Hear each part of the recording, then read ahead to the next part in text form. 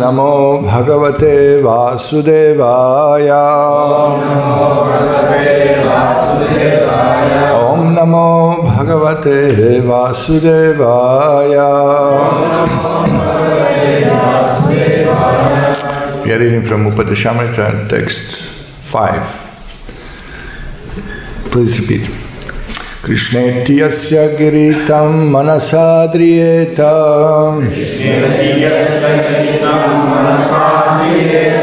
dikshasti chet pranatibhischa bhajantamisham shushushaya bhajana vigyam ananyanyam Nindadi shunya hridam ipsita sangalabhya.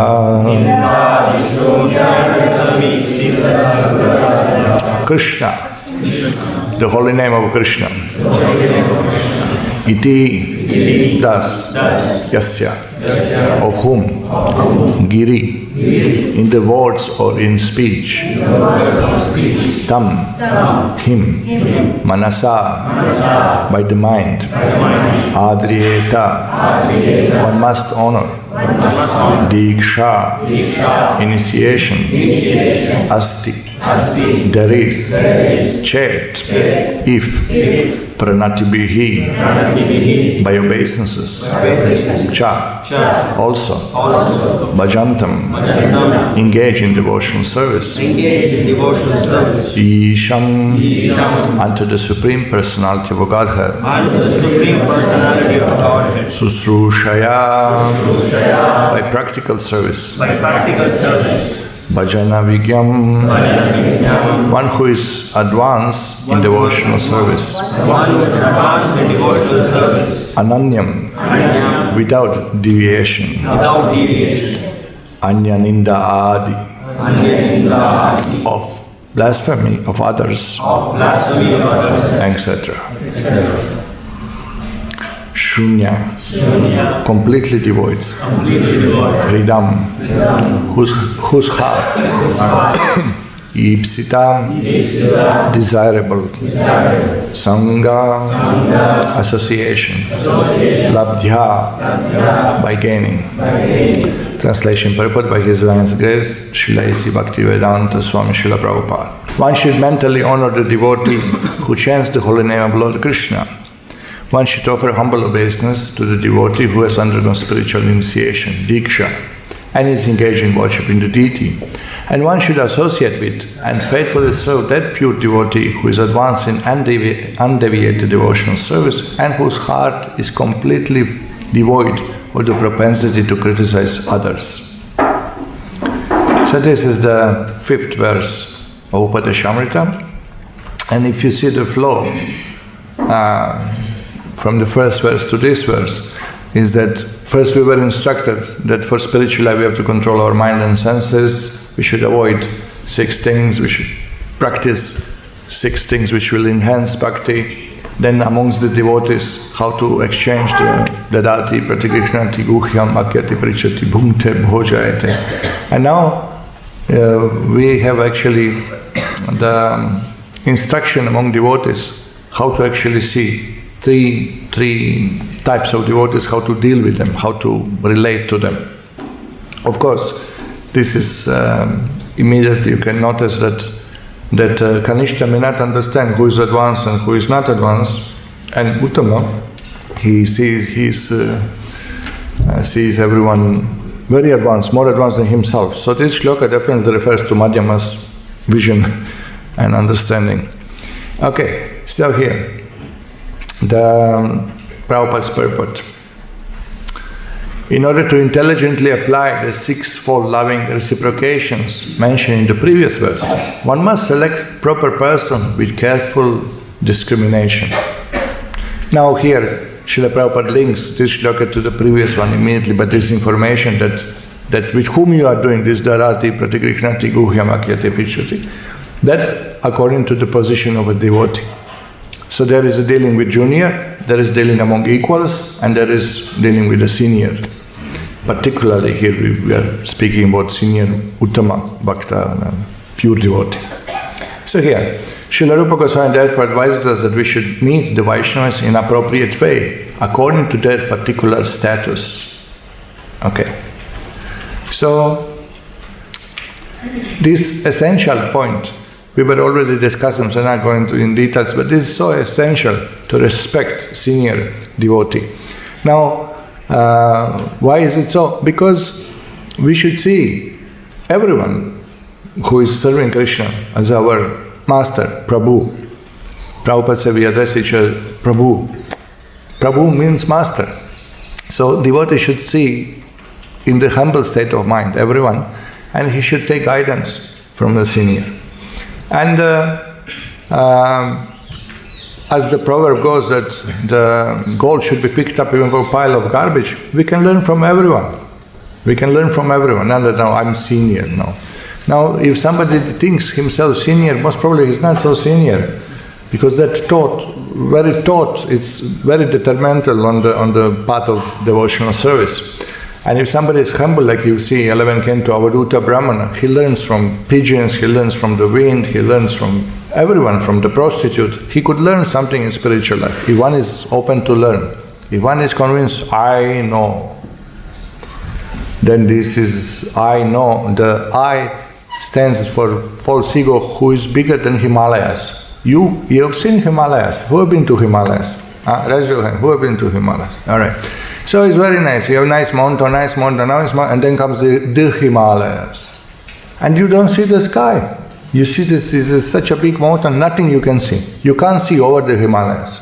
Ego is like this. Once you have ego, you can't see anything around yourself. It's like a big wall in front of all, and me, myself and I, that's only in radius, of vision. So this big obstacle in devotional service, this ego.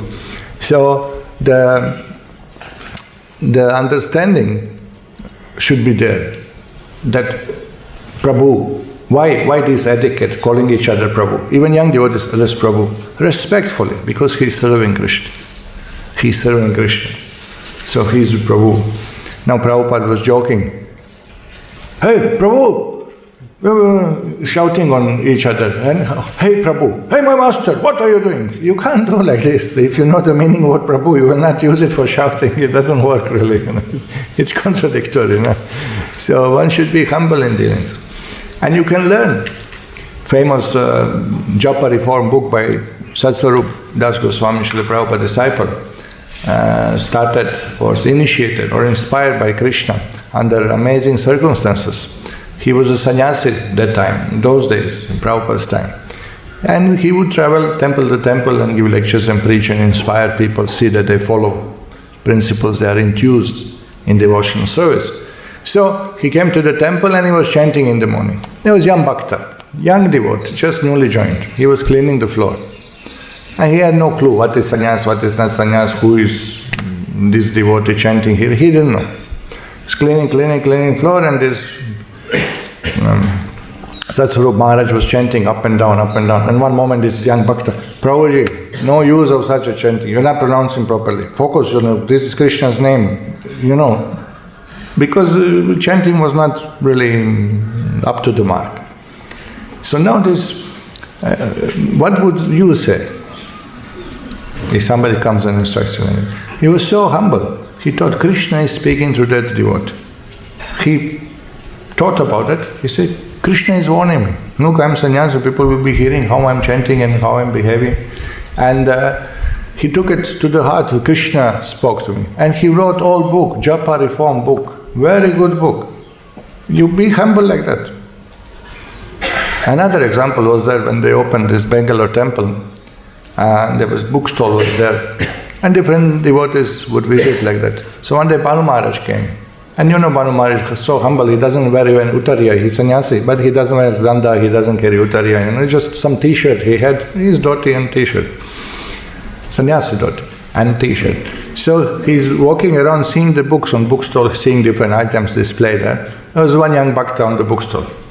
So Bhanu Maharaj is looking, he had a shirt on Chaitanya Mahaprabhu or something, was, like, looking, and there's the Prabhuji, very good book, Science Self-Realization, you should read. So few of us are around looking, Who's this fellow? From which planet this fellow came? He doesn't know his Bhanu Maharaj. And Bhanu Maharaj is so humble, so he took the book. He looking at him, yes? And boy is opening. Here we find, what is different with body and soul, who is real guru, what is the difference between different religions, what is spiritual solution for material problems. You read, we have a very good book, you should take one. So Bhanu Maharaj, good. He's presenting nicely. He was so humble. He didn't say, do you know who I am? I'm GBC, I'm BBC, I'm this. Nothing, he said. He was so humble. It's amazing, no? He was enjoying hearing this devotee preaching. He was just relishing it. Oh, how he's preaching, how he's presenting properly. He was happy to see. So thank you. Then somebody said, his bones, sorry, offering pranam. It was okay, just he went. He didn't say one word. No? So this is very important hierarchy that we respect, and then only this tendency to hear, tendency to receive knowledge, tendency to change will happen.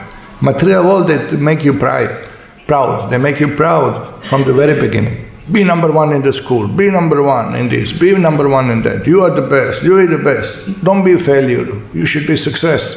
And then they pump your ego. Of course we should be success. We should successfully surrender to Krishna. We should successfully give up this material world. We should successfully give up material attachments. This is success. But for that requires humility, great humility. Trinadapi sunichena tarorapi sarisha. Amanina manadena kirtaniya sada harihi. If we want to continuously chant holy name, that this attitude must be developed. So this we have to learn how to deal with the world.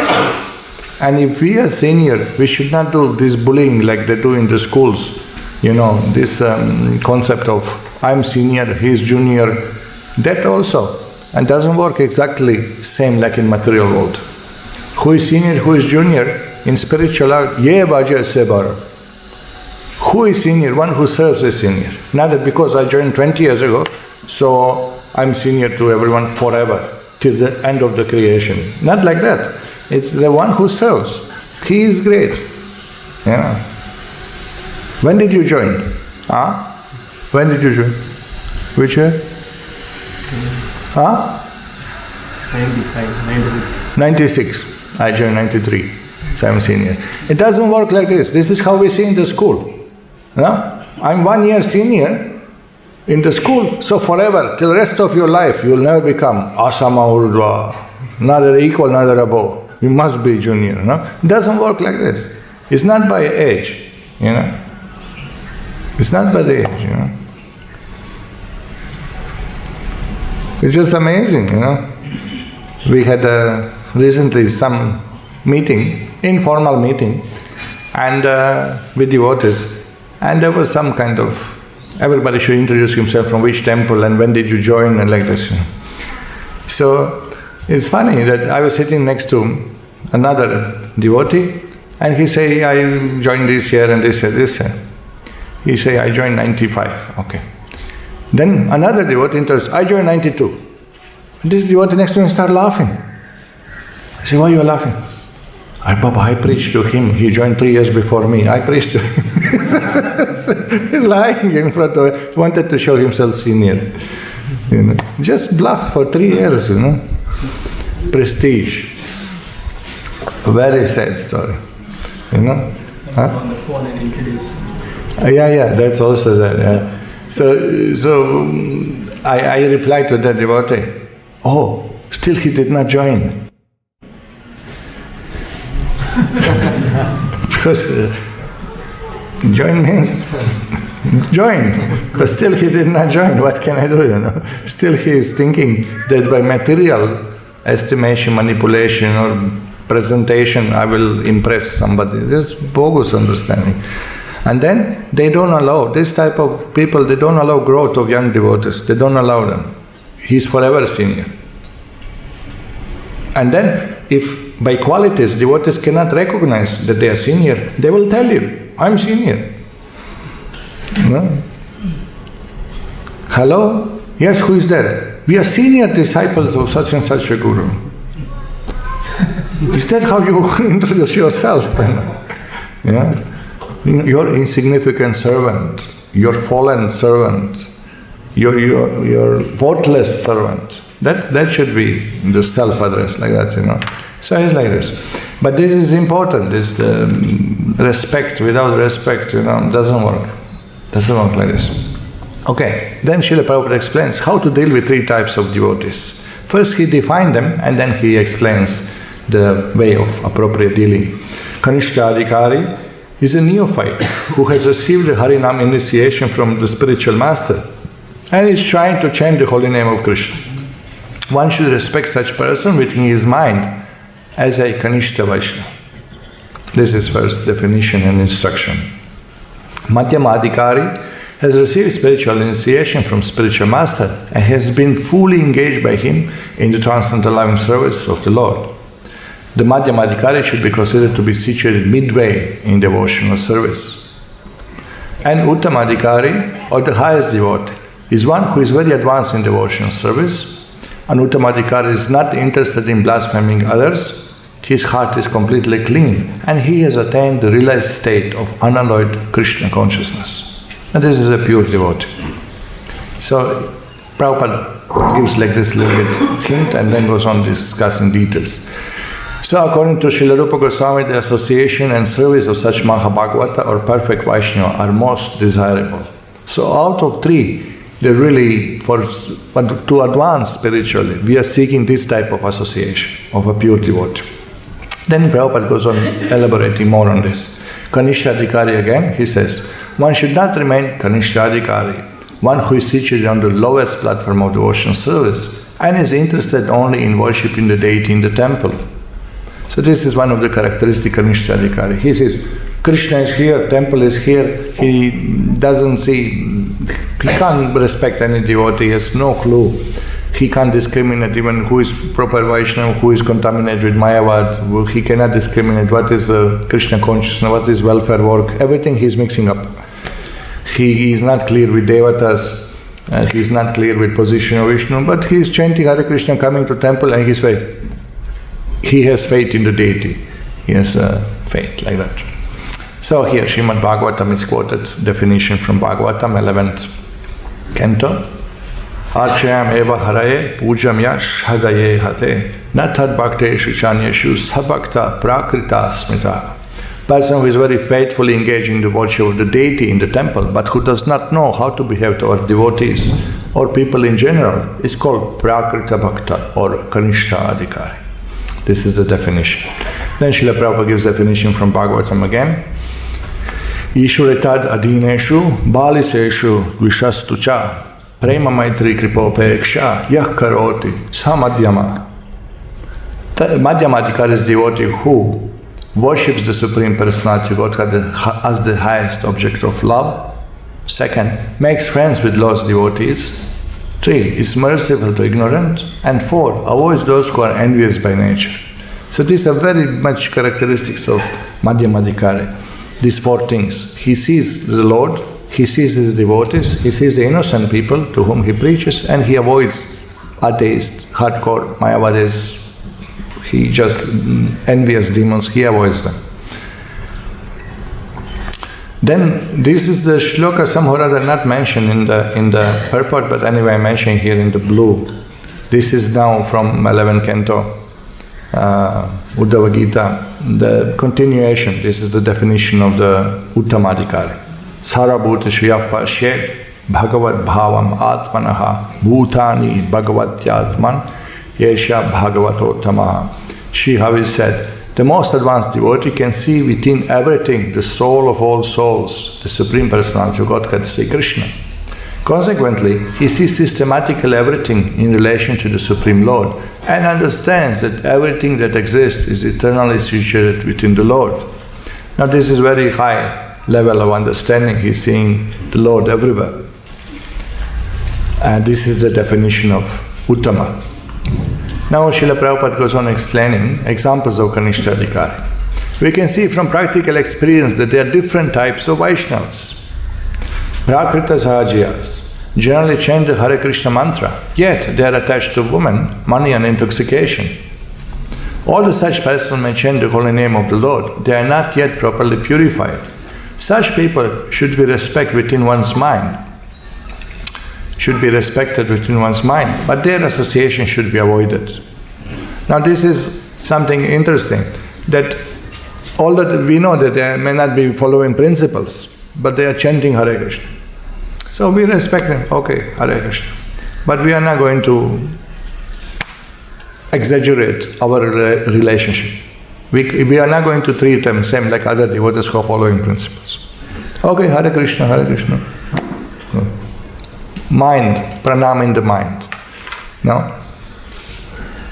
No need to bluff. Oh, you're a great devotee. Not like that. Put them in their place. Then they can advance. Otherwise they'll be illusion. I'm so great. You see, everybody is recognizing me. Not like that. Okay, Hare Krishna. No need to even bow down. Oh, in mind. Pranam is offered in the mind. And we wait. Because by continuously chanting, they will get purified. They'll get benefit. So, we have to deal according to the qualification of devotee. This is to be understood. So then you have all kinds of different examples Prabhupada gives. Those who are innocent but simply carried away by bad association should be shown favor if they are eager to receive proper instruction from pure devotees. There's another category. They are innocent, but just because of bad association, they are not behaving properly. So then little mercy should be shown to them and try to pull them out from the bad association. But those neophyte devotees who are actually initiated by bona fide spiritual master and seriously engaged in carrying out the orders of the spiritual master should be offered respectful obeisances. So here Srila Prabhupada hints, but they are those neophytes who are just at the verge of becoming madhyamas, who are seriously engaged. We should offer pranam to them. It's good. So, you see, there are gradations. There are always gradations of devotees. Within Krishna consciousness movement, Prabhupada speaks now. In this Krishna consciousness movement, a chance is given to everyone without discrimination of caste, creed or color. Everyone is invited to join this movement, sit with us, take prasad and hear about Krishna. When we see that someone is actually interested in Krishna consciousness and wants to be initiated, we accept him as a disciple for the chanting of the holy name of the Lord.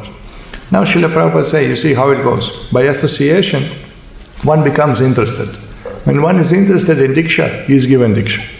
This is the qualification. If somebody wants it, it is given.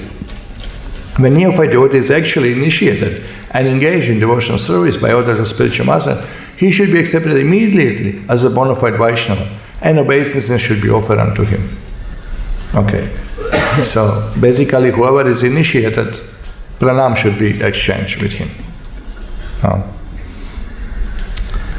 Till they are bhaktas, we don't have to, at least in mind. But if they are sincere, we also offer pranam. If they are sincerely serving, so you see, the real point is the dedication, sincerity in service. That is required. How to many such Vaishnava? One may be found to be very seriously engaged in service of the Lord and strictly following all the regular principles, chanting prescribed numbers of rounds, japa beads, and always thinking of how to expand the Krishna consciousness movement. Okay? Such Vaishnava should be accepted as an Uttamadhikari, highly advanced devotee, and his association should always be sought. So you understand what happened here? We are discussing how person joins. You see the flow.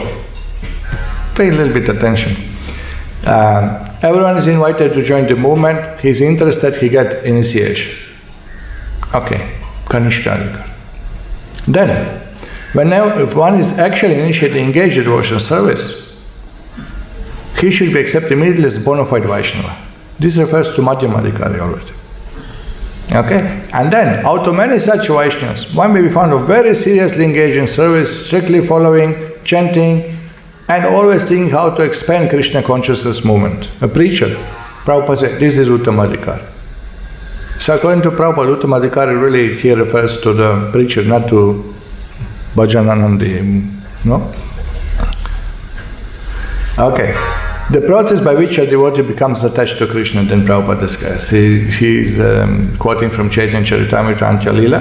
Diksha khale bhakti kare atma samarpan, sei kale Krishna tare kare atma sam. At the time of initiation, when a devotee fully surrenders to the service of the Lord, Krishna accepts him to be as good as he himself. Now this is a very amazing statement, that Krishna accepts devotee to be as good as himself. What does it mean? Anybody?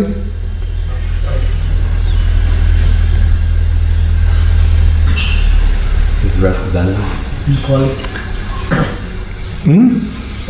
Qualitatively. Qualitatively means? Desires. God's desires are one with the devotee. Okay, so you may say that Krishna accepts him to be as good as he himself. Means that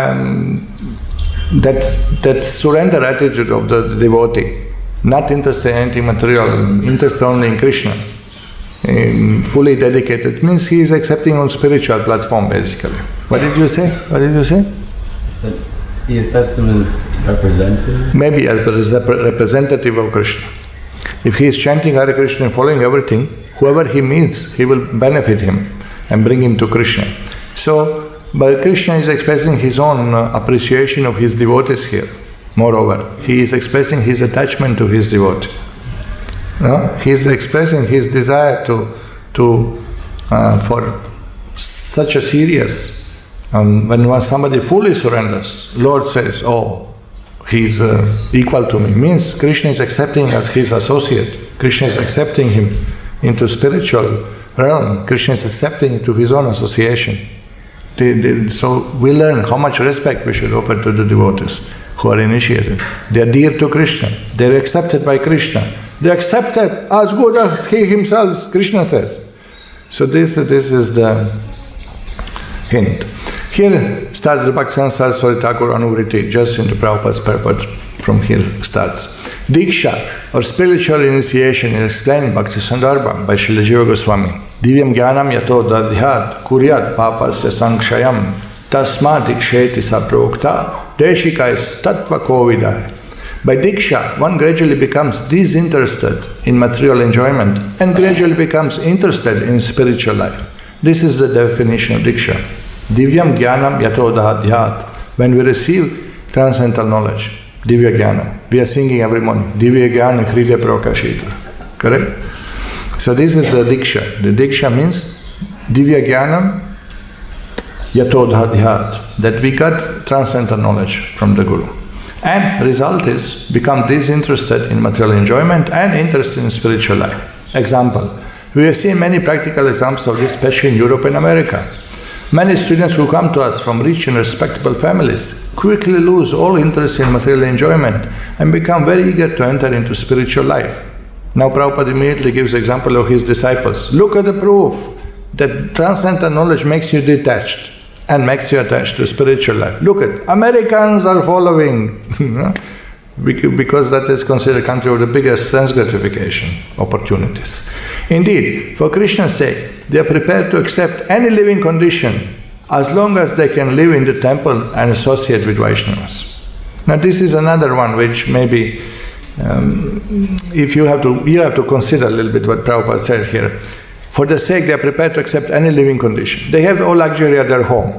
Suddenly, they all live in one room, cramped in 20-30 people on the floor, sleeping bag, taking cold bath, no any comfort, but they are happy doing it. Why? Because to pursue spiritual life, for such association, they want to live in temple, they are happy to do that.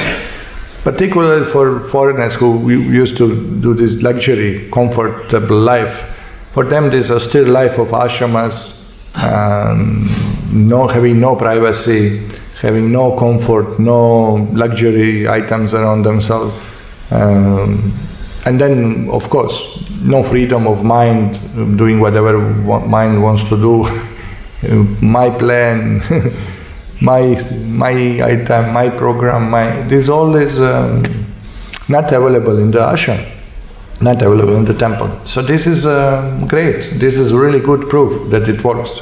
When one becomes so disinterested in material enjoyment, he becomes fit for initiation by spiritual master.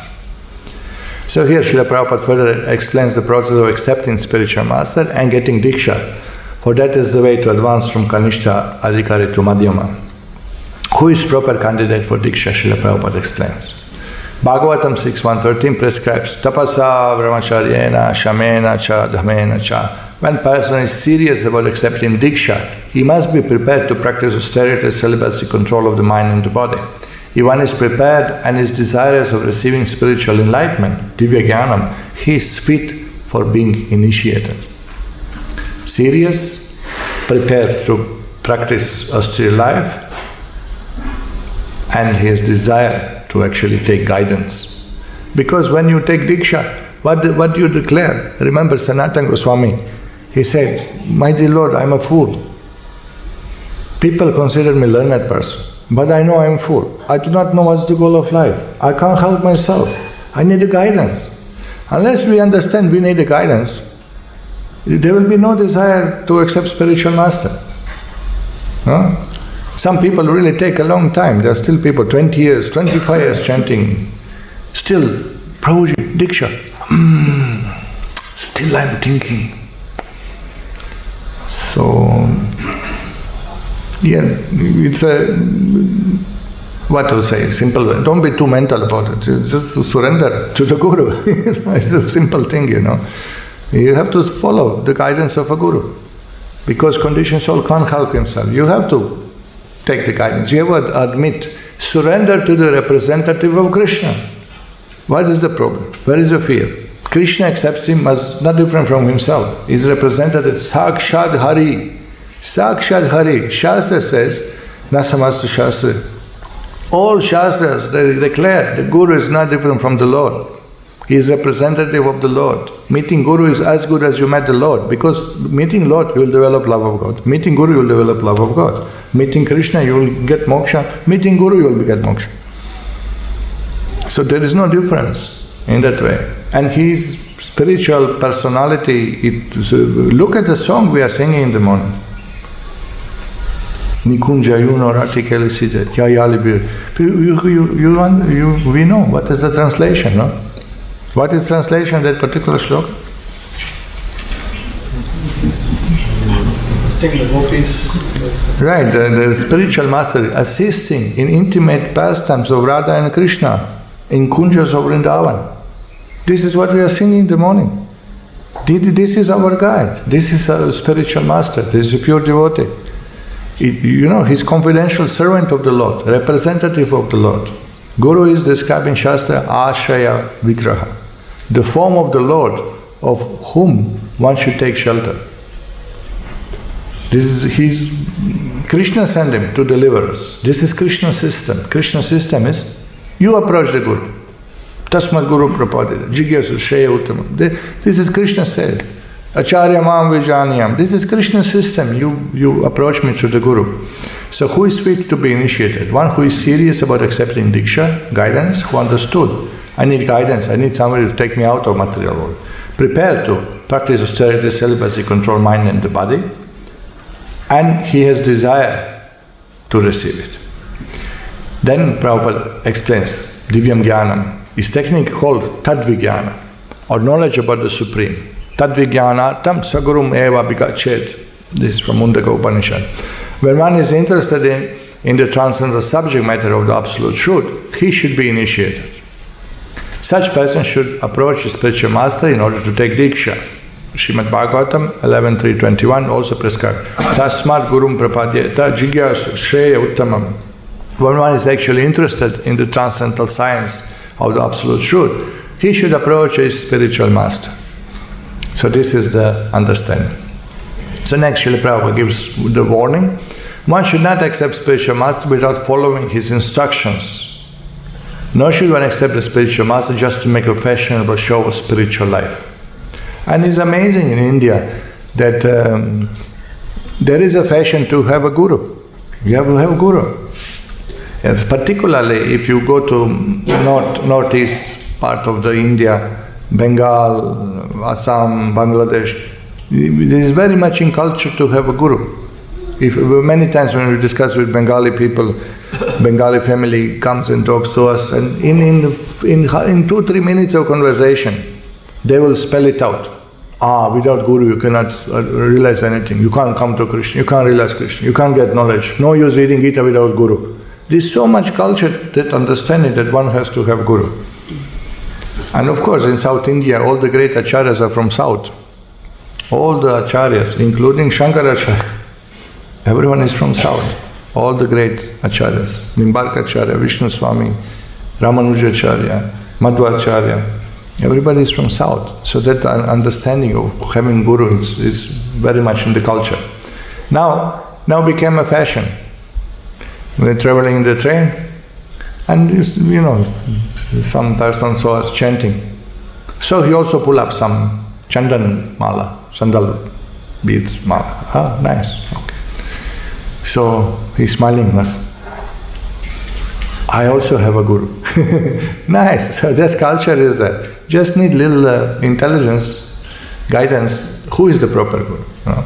So people choose Guru according to the fashion, fame.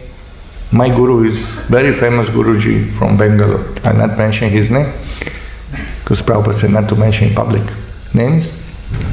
I say, great. So, this mala means you are initiated? I say, yes, we are initiated. What about you? Yes. I too. Me too. I have a Guru. Okay. So, now the next question was, obviously, so what did your Guru instructed you? What do you follow? What are your principles? Oh, my Guru very merciful. No principles to follow. Because he heard us, no meat eating, no gambling, no intoxication, no illicit sex. His mala was tightening around his neck, so he was not comfortable with it. He said, oh, my Guru very merciful, he's not insisting all this heavy rules. He's very kind. So this is called the fashion Guru. We have a Guru. Another thing is these rich people. They also want to show themselves. They have some sentiment, of course, for Hinduism, for Vedic culture, for Gita, for tradition. So they also know we have to be attached to some temple, some Guru, something. So once upon a time, one rich family, the Birlas, should not say the name, so they also, devotees visited them and pushed them to take some books, and they took some books and organized some program. So then they were saying, devotees were saying to them that actually our spiritual master, Bhaktivedanta Swami Prabhupāda, is coming soon to India, so we can organize some program. He said, oh, we also have a Guruji. Oh, where is your Guru? Oh, we sent him to London. So you understand, the system is that they are the Gurus of the Guru. Means that, they're paying enough, so Guru is very obedient. We send him to the London. You don't send Guru here and there, Guru sends you. So the attitude was like that. We also have a Guru, and we send. Sometimes rich people paid the pujari. So the idea was, Brahmana comes to your house, maybe does the puja, but problem is, because he is paid, he is treated as a servant. So therefore Guru is not paid. And how much salary you get in ISKCON when you become Guru?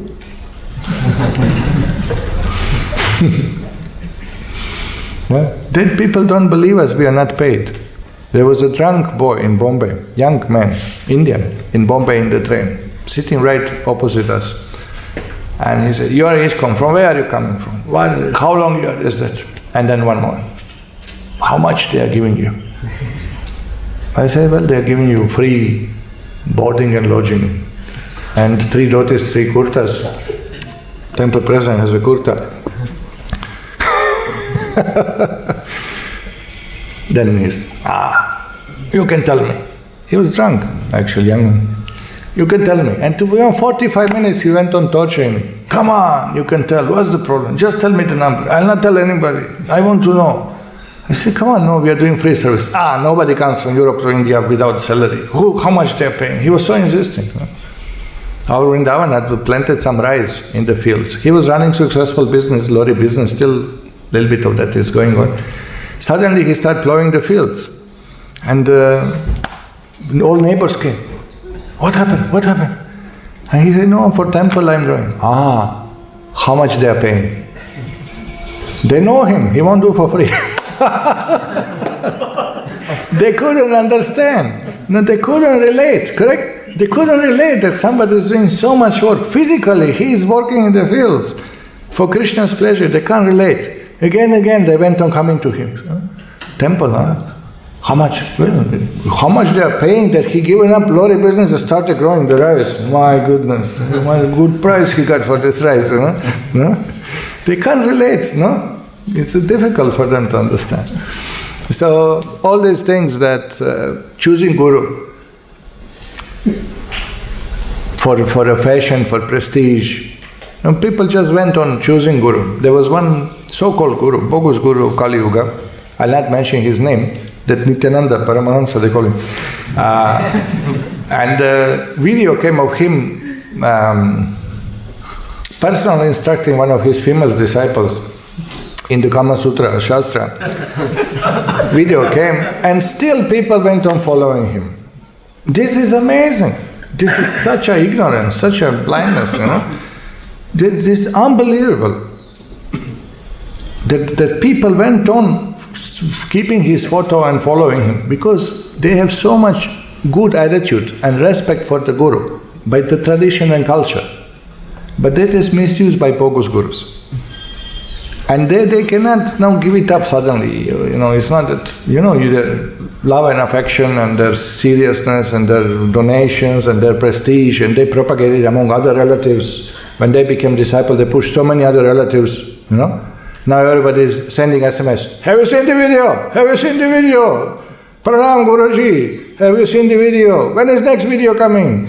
They were sending message to one fellow. So I said, Papa, give it up. Remove that photo from your house. Put back Balaji photo. Because when we first came to their house, there was Balaji photo. Then in the meantime, Nityananda photo appeared. Then I said, Chalo, put back Balaji photo. It will never happen to you.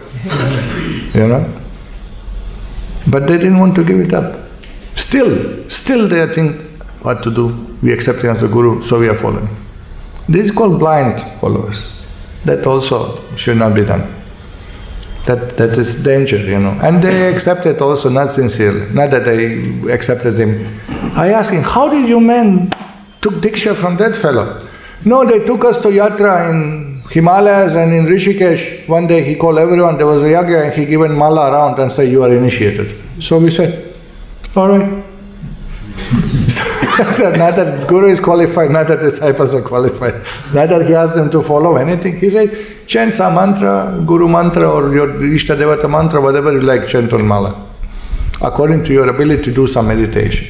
Nothing clear, no guidance, and no touch after, Next yatra they got invitation, So the Guru should not be accepted in this fashion as a prestige and some search on where to find Guru. Of course, Google will tell us, who is the Guru?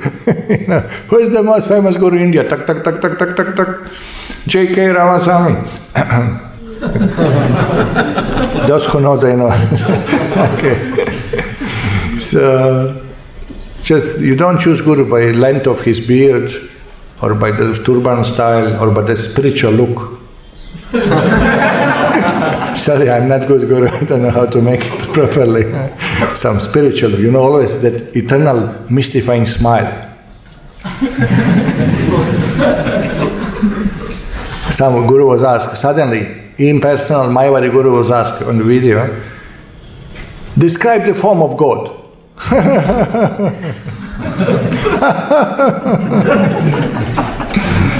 Form of God. But you can see, he has no clue what to say, simply doesn't know what to say, buying some time. You are interested in form of God.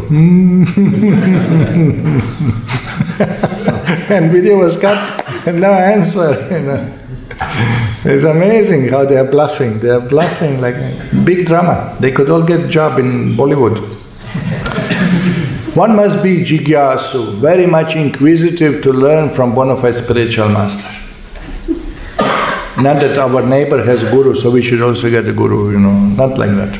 The inquiries one makes should strictly pertain to transcendental science. Jigyasu Shreya Uttama. Not that many people went to that Sai Baba Puttaparthi because of material benefit. A news spread that you go there, Baba bless you, and business runs and everything becomes good, and and people went. And then it spread like this. You worship Shirdi. Now it became famous in South India. Suddenly, after so many years, Shirdi Baba was worshipped for so many years in North India. North India means Maharashtra. And but for us, everything north from Bangalore is called North India. So and then suddenly, Shirdi Baba everywhere in Tamil Nadu. What happened to you people? Guruvayur is there, Srirangam is there, Tirupati is there. What is your problem? Suddenly you have to import Babas from Maharashtra, Suddenly Shirdi Baba is important. Why? Because went on spreading messages on the phones that you'll get blessings if you worship Baba. Some shloka that Baba say, who comes to my temple will never go home empty hand. My goodness, more people visit Shirdi Baba than Tirupati. Tirupati was number one visit the temple for hundreds of years, maybe thousands of years. Hundreds of years at least. No? Now Shirdi Baba is number one. Also there's a TV serial on. Yeah, TV serial. They're propagating, they're advertising, and then people exaggerate miracles. Yeah. So we asked one Mataji who was coming for satsanga. She was coming for quite 1 year, 1.5 years. Suddenly she stopped coming. What happened? 1 year I'm asking Krishna money, he is not giving. And then my neighbor told me, you worship Baba and Baba will give money. As soon as I put Baba's picture, money came in the house. Money came, bhakti left. What do you want? You choose. And then some mystery. I said, how you got convinced so easy? If you waited 1 more month, money would anyway come. Whether Baba was there or not, No. I was rolling chapatis and then they told me offer to Baba. So I offered 2 chapatis to Baba. I continue rolling and after I finish offering, I saw 4 chapatis are there. Then I realized, maybe you were sleepy, rolled another 2 or something. So that was the Vedanta Sutra proof that Baba is miracle maker, miracle worker, how they say. So much sentiment is going on. Another lady also said that she was worshipping Guruvayur Appan Krishna for many years, but there were so many problems in family. Then she turned to Baba, Shirdi Baba, and now everything is okay. So people, they ask for material benefit, but Krishna always gives to devotees what he needs. May not give exactly what we want, but may give what we need, and purify us and make us ready to give up this material world and to come to him. But people cannot understand. They're simply interested in immediate prayer, in immediate material benefit. They are not understanding the Shreya, the ultimate benefit for us. So there is a big problem in the faith. Okay, here, definition. The word Uttamam refers to that which is above material knowledge. Tama means the darkness of this material world, and Ut means transcendental, Uttama. Generally, people are very interested in inquiring about mundane subject matters. But when one has lost such interest and is simply interested in transcendental subject matters, he is quite fit for being initiated. So these are the qualifications. When one is actually initiated by one of a spiritual master, and when he seriously engages in service of the Lord, he should be accepted as Madhyamadikari. Then Prabhupada explained the progress from Kanishta to Uttama by chanting the holy name. The chanting of the holy names of Krishna is so sublime that if one chants Hare Krishna Mahamantra offenselessly, carefully avoiding the 10 offenses, he can certainly be gradually elevated to the point of understanding that there is no difference between the holy name of the Lord and the Lord himself. Now this is important, that we have to chant offenselessly, and gradually we will understand there is no difference between holy name and the Lord himself. What is the shloka? Nama Chintamani Krishna Chaitanya Rasa Vigraha Purna Shuddho Nitya Mukto Abhina Tvam Namo Namino. Abhina means 2. Abhina, no difference, no duality. Abhina Tvam Namo Namino. The named and the name, there is no difference. So this is a very high realization. One should know for certain that without chanting the holy name of the Lord offenselessly, one cannot be a proper candidate for advancement in Krishna consciousness. So then Prabhupada gives the immediately shloka from Chaitanya Charitamrita, Yahara Komala Shraddha, Svekanishta Jana, Krame Krame Tenho Bhakta Haibe Uttama. So, Komala Shraddha, one whose faith is soft and pliable, is called neophyte. But by gradually following the process, he will rise to the platform of the first-class devotee. He will become Uttama. Simply by going on chanting the holy name, one faith will strengthen, one will conviction, one surrender, one's knowledge, everything will grow, one's devotion, and one will become Uttamadhikari. Everyone begins his devotional life from neophyte stage, but if one properly finishes chanting the prescribed numbers of rounds of Harinam, he is elevated step by step to the highest platform, Uttamadhikari. So then Prabhupada emphasizes chanting 16 rounds. The Krishna consciousness movement prescribes 16 rounds daily because people in the Western countries cannot concentrate for long periods while chanting on the beats. Therefore, the minimum number of rounds is prescribed. So, dear devotees born in India, please, 64 rounds. Foreigners, they got some discount. So. Correct? That's what Prabhupada said. However, Śrīla Bhaktisiddhānta Sarasvatī Ṭhākura used to say that unless one chants at least 64 rounds of japa, this comes one lakh of names, he is considered fallen patita. According to his calculation, practically every one of us is fallen. But because we are trying to serve the Supreme Lord with all seriousness and without duplicity, we can expect the mercy of Lord Sri Chaitanya Mahaprabhu, who is famous as Patita Pavana, the deliverer of the fallen. So this is really, Srila Prabhupada is explaining what has happened. He tried, he told them, dear disciples, chant 64 rounds. And they couldn't believe. 8 hours a day chanting. Impossible. Difficult, it was difficult. Then Prabhupada had to engage them more in the service. He said, okay, 32, they couldn't do it. 16, they complain on 16. Prabhupada said, nothing less than 16. Okay. It was like that. But I inquired from the devotees from Gaudiya Math. I asked them that how it was, Bhaktisiddhānta Sarasvatī Ṭhākura, because if you're pujari, if you're a cook, sometimes it's a little difficult, to 64 rounds, 8 hours, maybe 6 hours. If you practice every day, then it goes a little faster. But still, it's a 6 hours, so it's a good sadhana, it's unbelievable, it's a bliss. And they said that Bhaktisiddhānta Sarasvatī Ṭhākura, given for few devotees who were doing extraordinary service, there were devotees who were chanting 4 rounds and 8 rounds and 16 rounds. Many were chanting 16 rounds also. So it's not that completely new thing that Prabhupada introduced 16. It's not that absolutely new thing. So 64 rounds. Did anybody try 64 rounds chanting? We did, no? We did a few times, and after you chant 64 rounds, and the next day 16 rounds. Over, you don't feel, you started chanting. 16 is so easy after 64. Yeah. But service has to be done, yes. Definition of Vaishnava, then Prabhupada says, Prabhupāda yandra mukhe shuni ekabar, Krishna Rama sei puja, shreshta sabakar. If one hears a person say even once the word Krishna, that person should be accepted as the best of men out of the common group.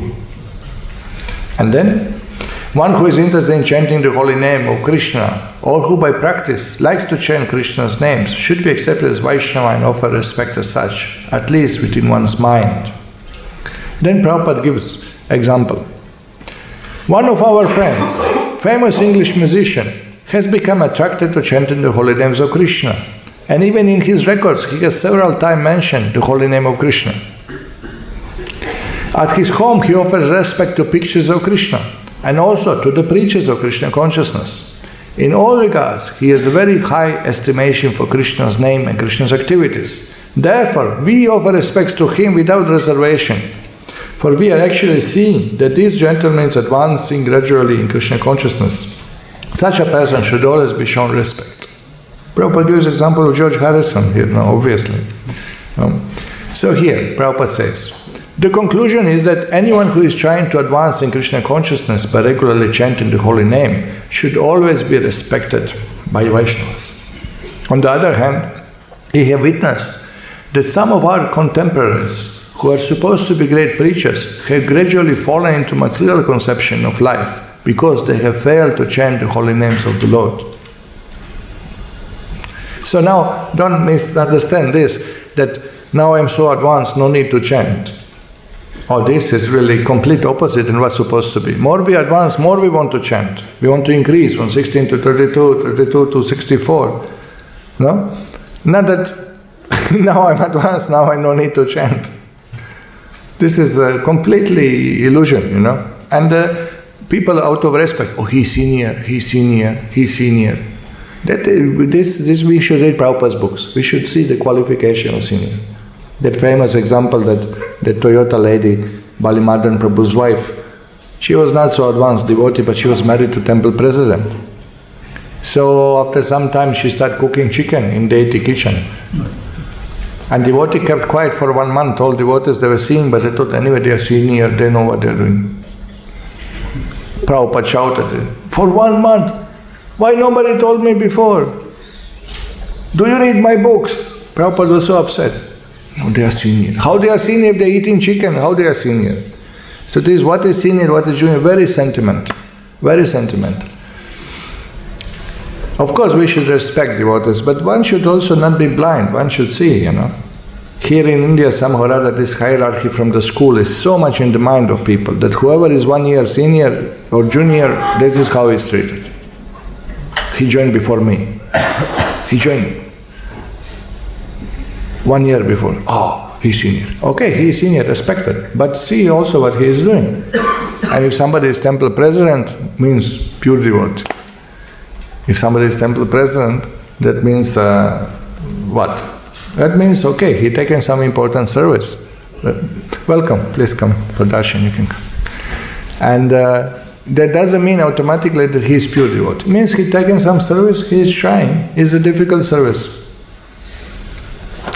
But doesn't mean automatically then when you get managerial post that that means that you are spiritually advanced.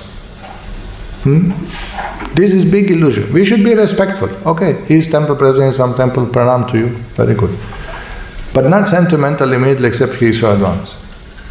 One temple president declared openly at the meeting, well, I read somewhere in Prabhupada's books, I don't remember where, last 12 years I didn't read Prabhupada's books.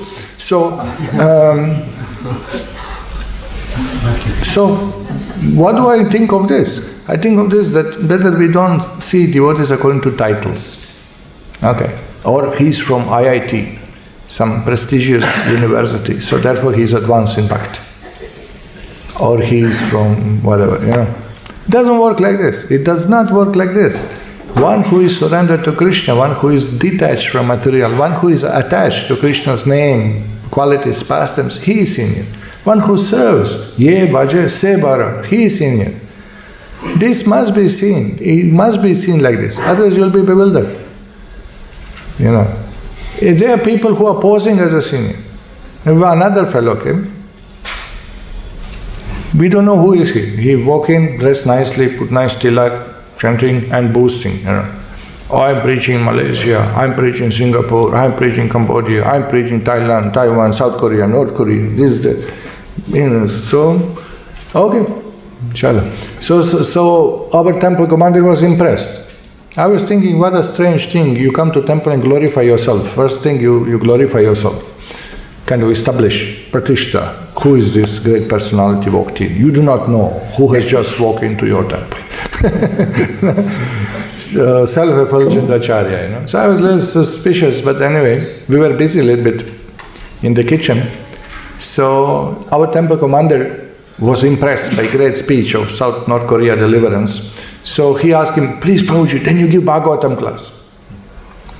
Then myself, Rasi Shekhar, we are making some khichdi, cooking. Here's some commotion in the temple room. I come here and see a fellow in the middle of class.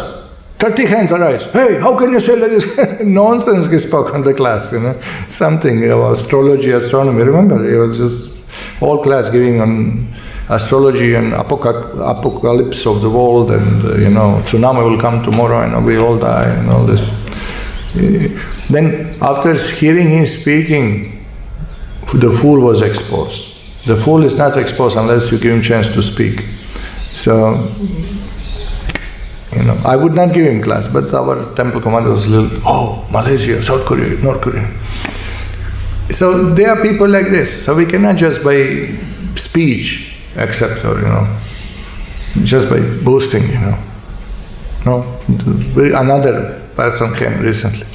He met a manager of another center and he told him, I'm now enrolling in GBC college. I'll become GBC, I'll get promotion. Not everybody has this opportunity and qualification. Really funny to hear. Yeah.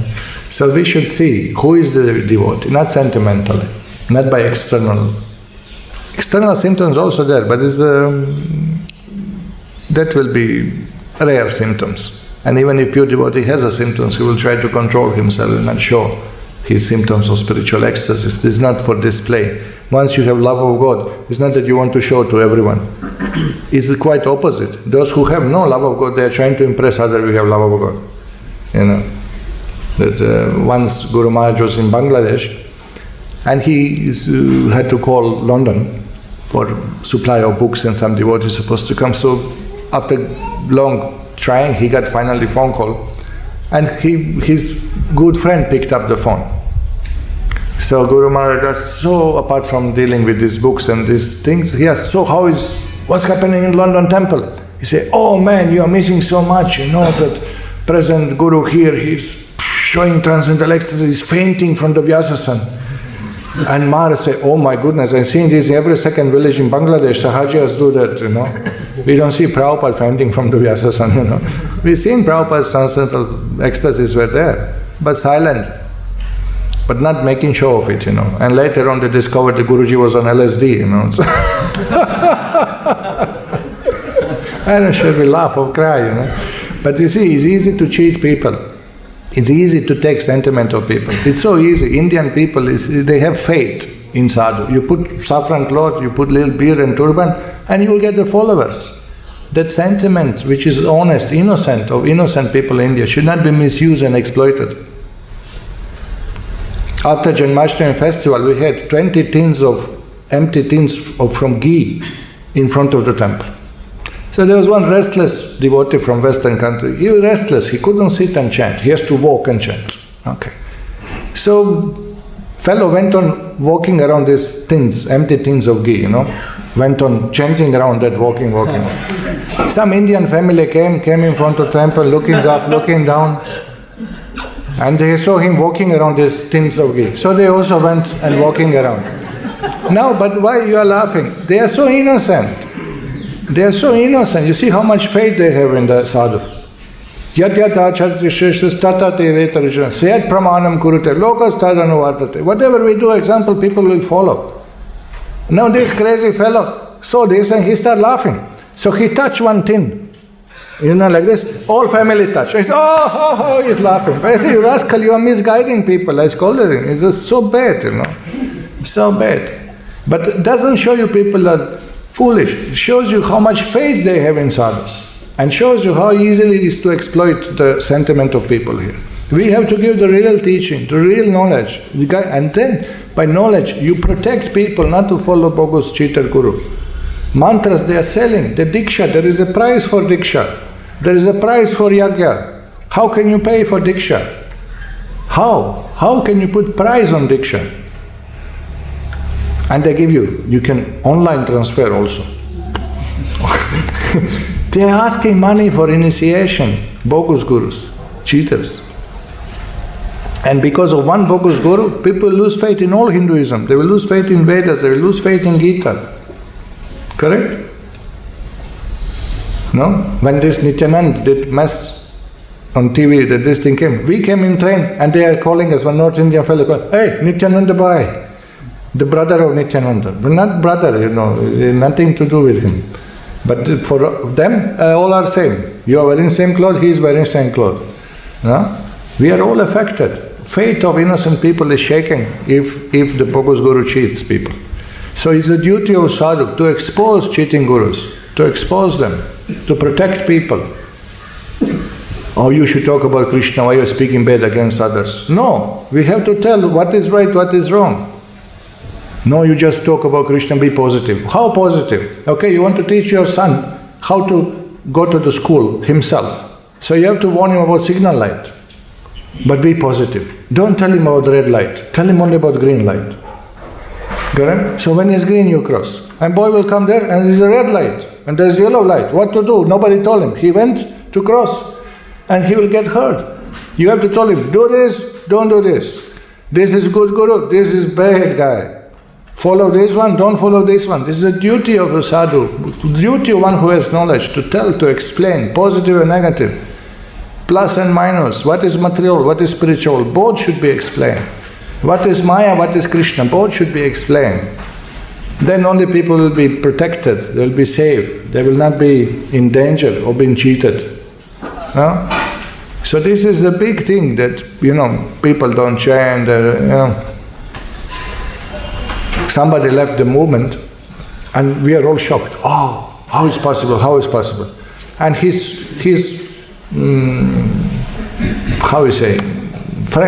friend means in the same temple, he didn't chant the last 6 years. But now you are talking just like that. 6 years he did not chant. Therefore you are not surprised. But we are all surprised. Because, on meetings he shows big, talks he gives and this and that. But 6 years he did not chant. Why you did not warn him earlier? No? So, no sentiment, no illusion. Respect everyone, but don't get bewildered by external, by external show-off or position or this or that. No, by attitude and service, by attachment to Krishna's name. Okay, here. Now the qualifications are given for Madhyama. Shastra yukti nahi jane dhrida shradhavan, Madhyama adhikari sei mahabhagyavan. A person whose conclusive knowledge of Shastra is not very strong, but has developed firm faith in chanting Hare Krishna Mahamantra, and who is also undeterred in the execution of prescribed devotional service, should be considered Madhyama adhikari. Such person is very fortunate. Okay, so here the qualification is firm faith in the chanting of Hare Krishna. Kanishta has a weak faith. He will be bewildered.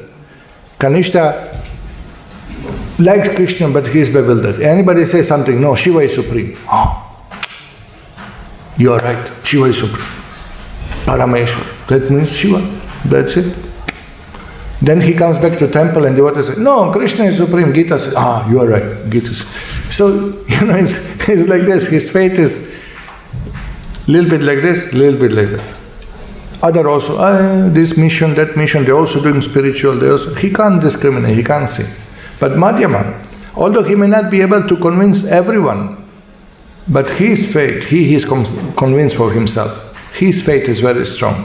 So this is the definition here, that his faith is very, very strong. Madhyama adhikari is Shraddhavan, staunchly faithful person, and he is actually candidate for further advancement in devotional service. Shraddhavan jana hoy bhakti adhikari, uttama madhyama kanishta shraddha anusari. Now this is the definition from Chaitanya Charitamrita. One becomes qualified as a devotee on elementary platform, intermediate platform, and highest platform of devotional service according to development of his shraddha, faith. According to the faith, there is division of devotee. Very weak faith, komala shraddha, it's kanishta. Then staunch faith, madhyama, and absolute faith, that is uttama.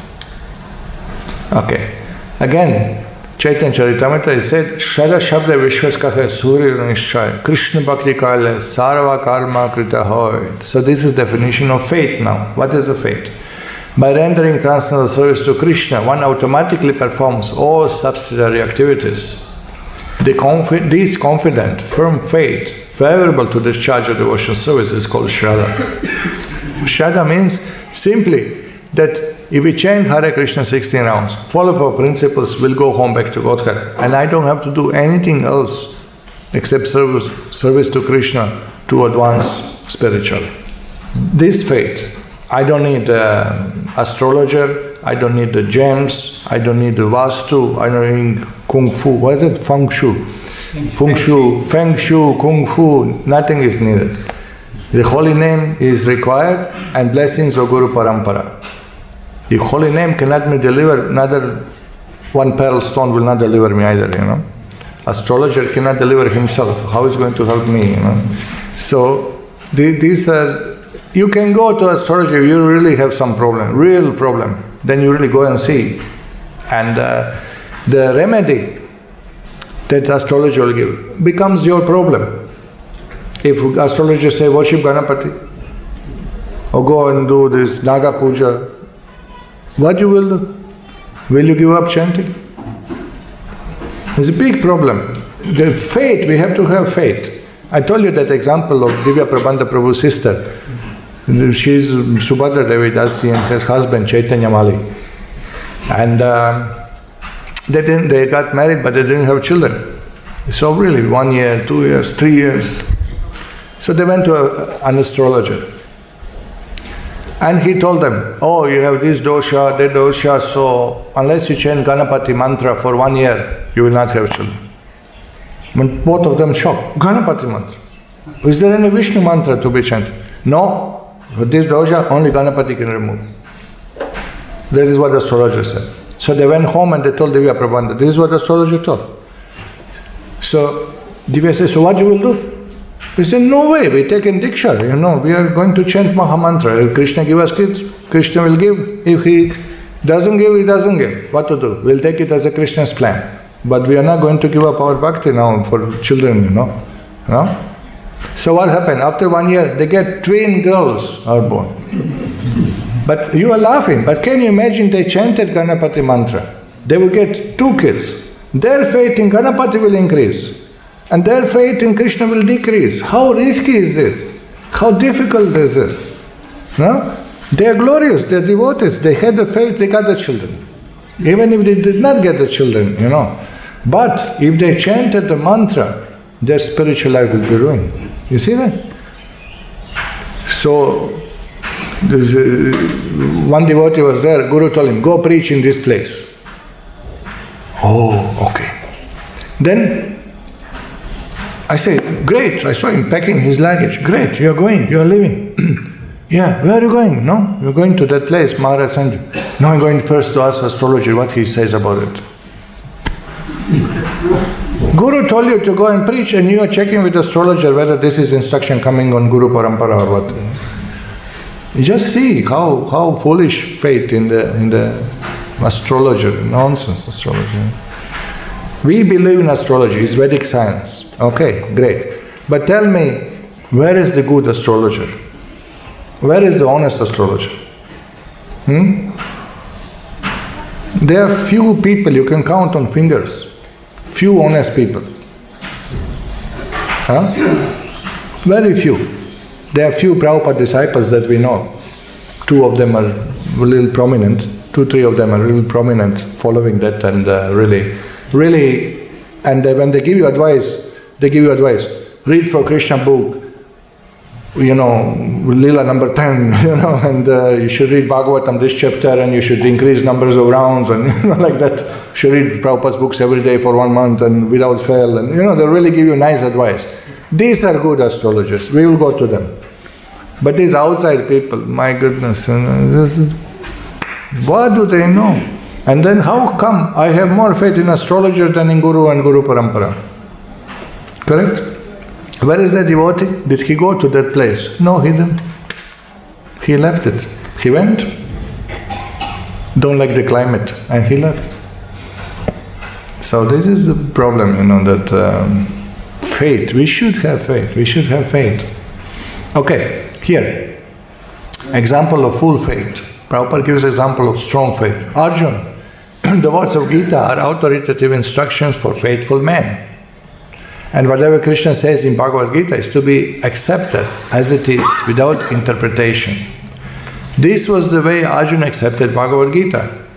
After hearing Bhagavad Gita, Arjuna told Krishna, Sarvam etadritam manye yam mam vadasi Keshava. Oh Krishna, I totally accept as truth all that you have told me. This is the attitude. This is the correct way of understanding Bhagavad Gita. And this is called Shraddha. It is not that one accepts a portion of Gita according to his own whimsical interpretations and then rejects another portion. This is not Shraddha. Shraddha means accepting the instruction of Gita in their totality, especially the last instruction, Sarva dharman parityaja mam ekam sharanam vraja. Abandon all varieties of religion and just surrender unto me. When one becomes completely faithful in regard to this instruction, one's strong faith becomes the basis for advancing in spiritual life. So this is essential that we should have faith. What will happen? What will happen? I join temple. What will happen when I get old? I have to settle myself. So I have to become president. Then you have access to the money and collection. I have to settle myself, no? That means no faith. For wrong reason you joined. Not good idea to think like this. Very bad idea. What will happen when I get old? What will happen tomorrow? You do not know. What about when you get old? What will happen tomorrow?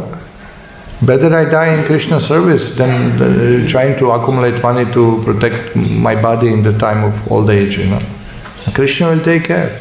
This much faith we should have. Anyway, who is taking care? Anyway, Krishna is taking care. So the one who taking saffron cloth, he cannot accumulate money and trying to get some position, grab some position, settle myself. Prabhuji, two devotees are discussing. One devotee said, Prabhuji, difficult to get permission to open now centers and temples and every city is occupied, somebody is already preaching, so why we don't just travel and preach all different cities? Why we have to have our own place? Prabhu, you are 20 years old, I am 40, I have to settle myself. So I want to open center. He's not center, he's opening for preaching. He's opening to settle himself. Just crazy. He wants to become president so he doesn't have to ask anybody for money. Where is Bhakti then? What is your attitude? Mishra Bhakti.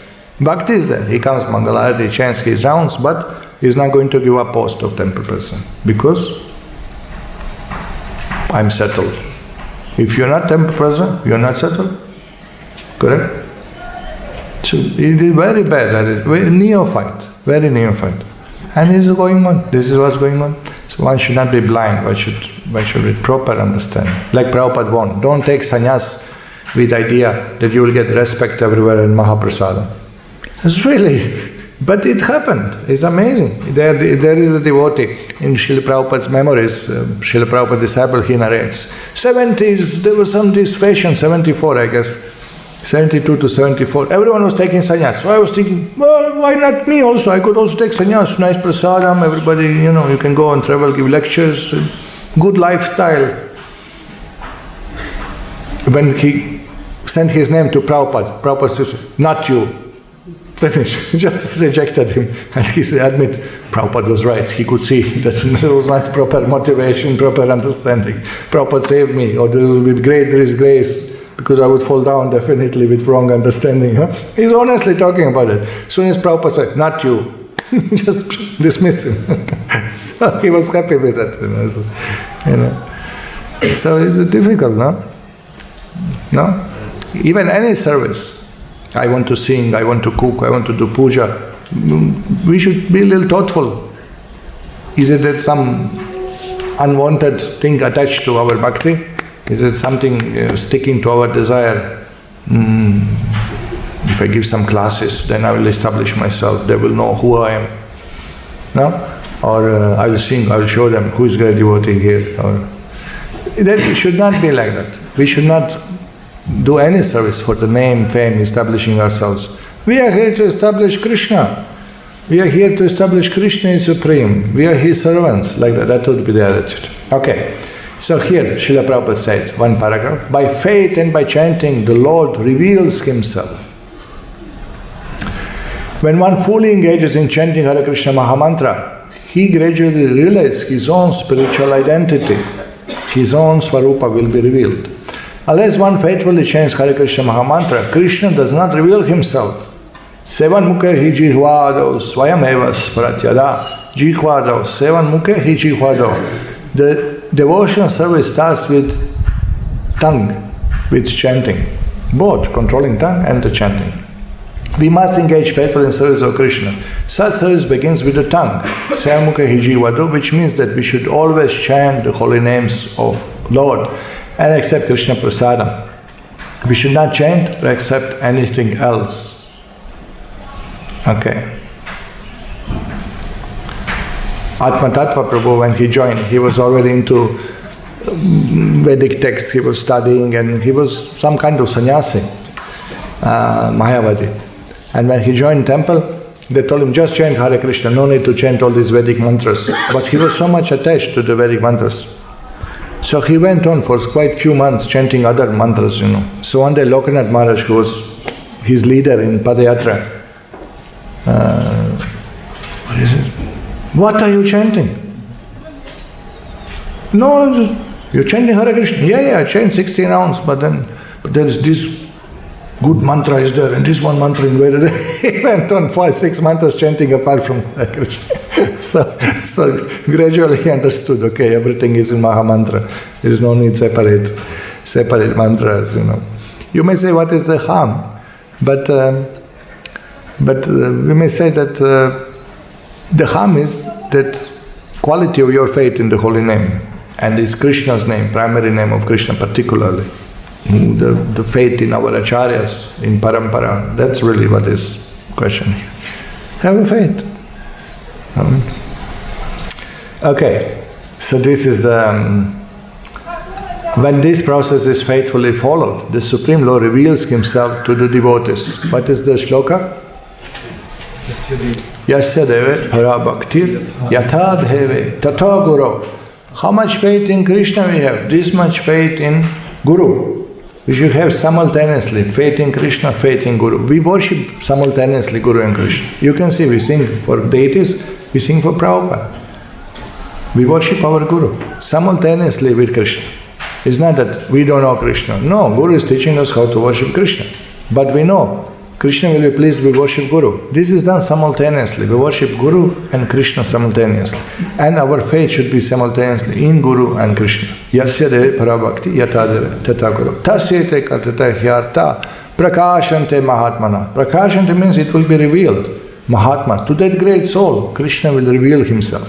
Not only Himself. First knowledge is revealed, guidance is revealed, understanding is revealed. Then slowly, as our faith and bhakti grows, Bhagavan Himself reveals. Uttamadhikari's qualification. Definition is here. When a person realizes himself to be an eternal servitor or Krishna, he loses interest in everything but Krishna's service. Always thinking of Krishna, devising means by which to spread the holy name of Krishna, he understands that his only business is spreading Krishna consciousness movement all over the world. Such a person is to be recognized as Uttamadhikari, and his association should be immediately accepted according to the 6 processes, Dadati, Pradigrihnati, Guhyam, Vakyati, Pricheti, like that. Indeed, the advanced Uttamadhikari Vaishnava devotee should be accepted as a spiritual master. Everything one possesses should be offered to him, for it is enjoyed that one should deliver whatever he has to spiritual master. So he advises the best thing is to take initiation from the Uttamadhikari. The brahmachari in particular is supposed to beg alms from others and offer them to spiritual master. However, one should not imitate the behavior of an advanced devotee or Mahabhagavata without being self-realized, for by such imitation one will eventually become degraded. So we cannot imitate. Srila Prabhupada gives that example of Shiva. One should not imitate Lord Shiva drinking poison from the ocean of milk. By smoking ganja, people are, we are followers of Shiva, we are smoking ganja. But you can't imitate, no? That one should follow, no? What is it in Sanskrit said? Sharan. Anukaran. Anukaran means imitating. Anusharan means following. So one should follow, not imitate. We can't imitate Krishna lifting up Govardhan, we can't imitate spiritual master, but we should follow his instruction. Correct? So now this should not be misused, like somebody said, oh, Prabhupada could preach like this, we cannot preach, we are not realized. we should preach according to realization, then won't be much of the preaching happening. Who has realized we are not his body? No? No. Prabhupada said, do as I do. This is how we should preach, without compromise. Prabhupada said, my Guru never compromised, I should never compromise. This is what Prabhupada wanted us to do, don't compromise. There is a letter to Giriraj Maharaj in the Planting the Seed book, and he says that he was preaching in Chennai, making life members. And he was preaching openly like Prabhupada. Openly means, he was present. Krishna is supreme, Devatas are subordinate, Mayavad is wrong, like that. He was preaching to people. Explaining, philosophically, he was preaching. And he got a letter from Srila Prabhupada. Perhaps I'm only one in India speaking against impersonalism and demigod worship. I want my disciples to continue preaching. So you see, this is also faith, no? And this is also that this doesn't come that you imitate Prabhupada by speaking strongly. You are following his instruction. This is the thing. Once Prabhupada took some sandesh before being offered. Yamuna Mataji was making sandesh. Prabhupada came and oh, sandesh! He said, Prabhupada, before offering, I can do, you cannot do. That should not be imitated. Things like this, that should not be imitated. But not this, that Prabhupada say, Krishna is supreme and one should not worship demigods, and then, I cannot tell this because I'm not at that level. Okay. Conclusion. In this verse, Srila Rupa Goswami advises the devotees to be intelligent enough to distinguish between the Kanishta, Madhyama and Uttamadhikari. The devotee should also know his own position and should not try to imitate devotees situated on a higher platform. Okay. Srila Bhaktivinoda Ṭhākura has given some practical hints to the effect that an Uttamadhikari, Vaishnava, can be recognized by his ability to convert many fallen souls to Vaishnavism. So this is what Prabhupada was practical. Prabhupada wanted to see result. Prabhupada wanted to see numbers. He said, how many books you distribute? How many devotees you have made? Then I know your preaching is successful. It's not just in the heart. It's not just bhav. But we wanted to correct one lady. She was a little bit misbehaving with other devotees, quarreling with them, So we told her, please, you listen good advice from senior ladies around you, for senior Vaishnavas. And what is her reply? But you do not know the height of my bhakti. That's exactly what it is. This is the height of your bhakti, The height of ahankar, misunderstood to be height of one's bhakti, Just advertising yourself. Horrible reply, Very neophyte reply. So, that is the idea. One should not become a spiritual master unless he has attained the platform of Uttamadhikari. Okay? Hear this one? One should not become spiritual master unless one has attained the platform of Uttamadhikari. A neophyte Vaishnava situated intermediate platform can also accept disciples, Prabhupada says. Kanishta and Madhyama can accept disciples. But such disciples must be on the same platform. And it should be understood that they cannot advance very well toward the ultimate goal of life under his insufficient guidance. Therefore, a disciple should be careful to accept an Uttamadhikari as a spiritual master. So this is the hint, how to choose a spiritual master. Some other quotes from Srila Prabhupada. Any living entity who is faithfully chanting the holy name of Krishna is to be considered a Vaishnava, and at least within the mind is to be offered respect. But for practical advancement in Krishna consciousness, one should associate at least with second-class devotee, Madhyamadhika. And if one can receive the mercy of first-class devotee of Lord, one's perfection is very easily guaranteed.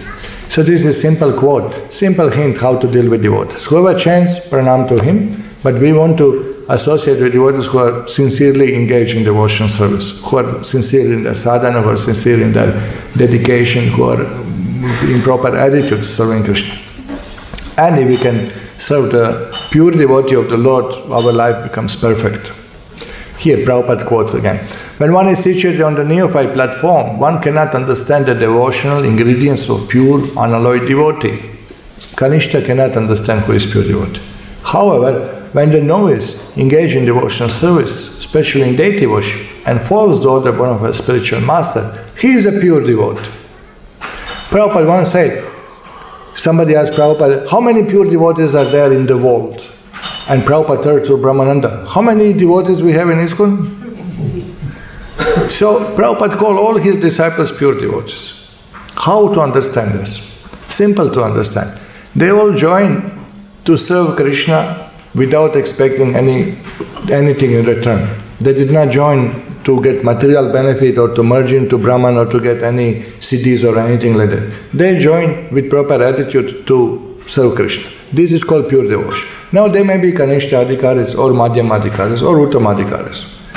But because this proper attitude is there, they will become perfect. They will become pure devotees. Just time separates them. Prabhupada says, just like a mango, if mango is attached to the tree, gradually it will ripen. But has to be attached to the tree, has to follow the process, has to be attached to the principles and parampara and everything. Otherwise, if mango gets detached, it will never ripen. So similarly, if with proper attitude somebody is serving, he can be called pure devotee because he is not motivated. He didn't come for anything material. Anyabhilashita shunyam. Jnana karma ānuvṛttam. This is what he is avoiding. He is not into anything else than pure bhakti. So he is pure devotee. If he follows, he will become pure devotee. So this is understanding. Anyone can take advantage of hearing about Krishna consciousness from such a devotee and thus gradually become purified. In other words, any devotee who believes that the holy name of Lord is identical with the Lord is a pure devotee, even though he may be in neophyte stage. By his association, others may also become Vaishnavas. You see, one is known as a materialistic devotee if he simply worships the deity of Hari with faith but does not show proper respect to devotees and others. So these are quotes from Madhya.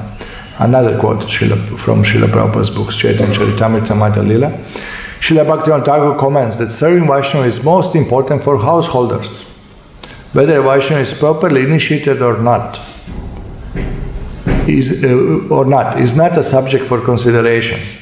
One may be initiated and yet contaminated by Mayavad philosophy, but the person who chants the holy name of the Lord offenselessly will not be so contaminated. A properly initiated Vaishnava may be imperfect, but one who chants the holy name of Lord offenselessly is all perfect. Although he may apparently be a neophyte, he still has to be considered as a pure, unalloyed Vaishnava. It is the duty of the householder to offer respect to such unalloyed Vaishnava. This is Sri Chaitanya Mahaprabhu's instruction. No? So this is a good hint that again, even you don't see only by initiation, should not be mechanically taken. Oh, his initiate is not initiated. See who is serving, who has proper attitude, who is actually having faith in the holy name. Now some more comments from the Bhaktivedanta Sarasvatī Ṭhākura Anuvṛtti. Sometimes the Kanishta Adhikari falls down due to considering himself a guru.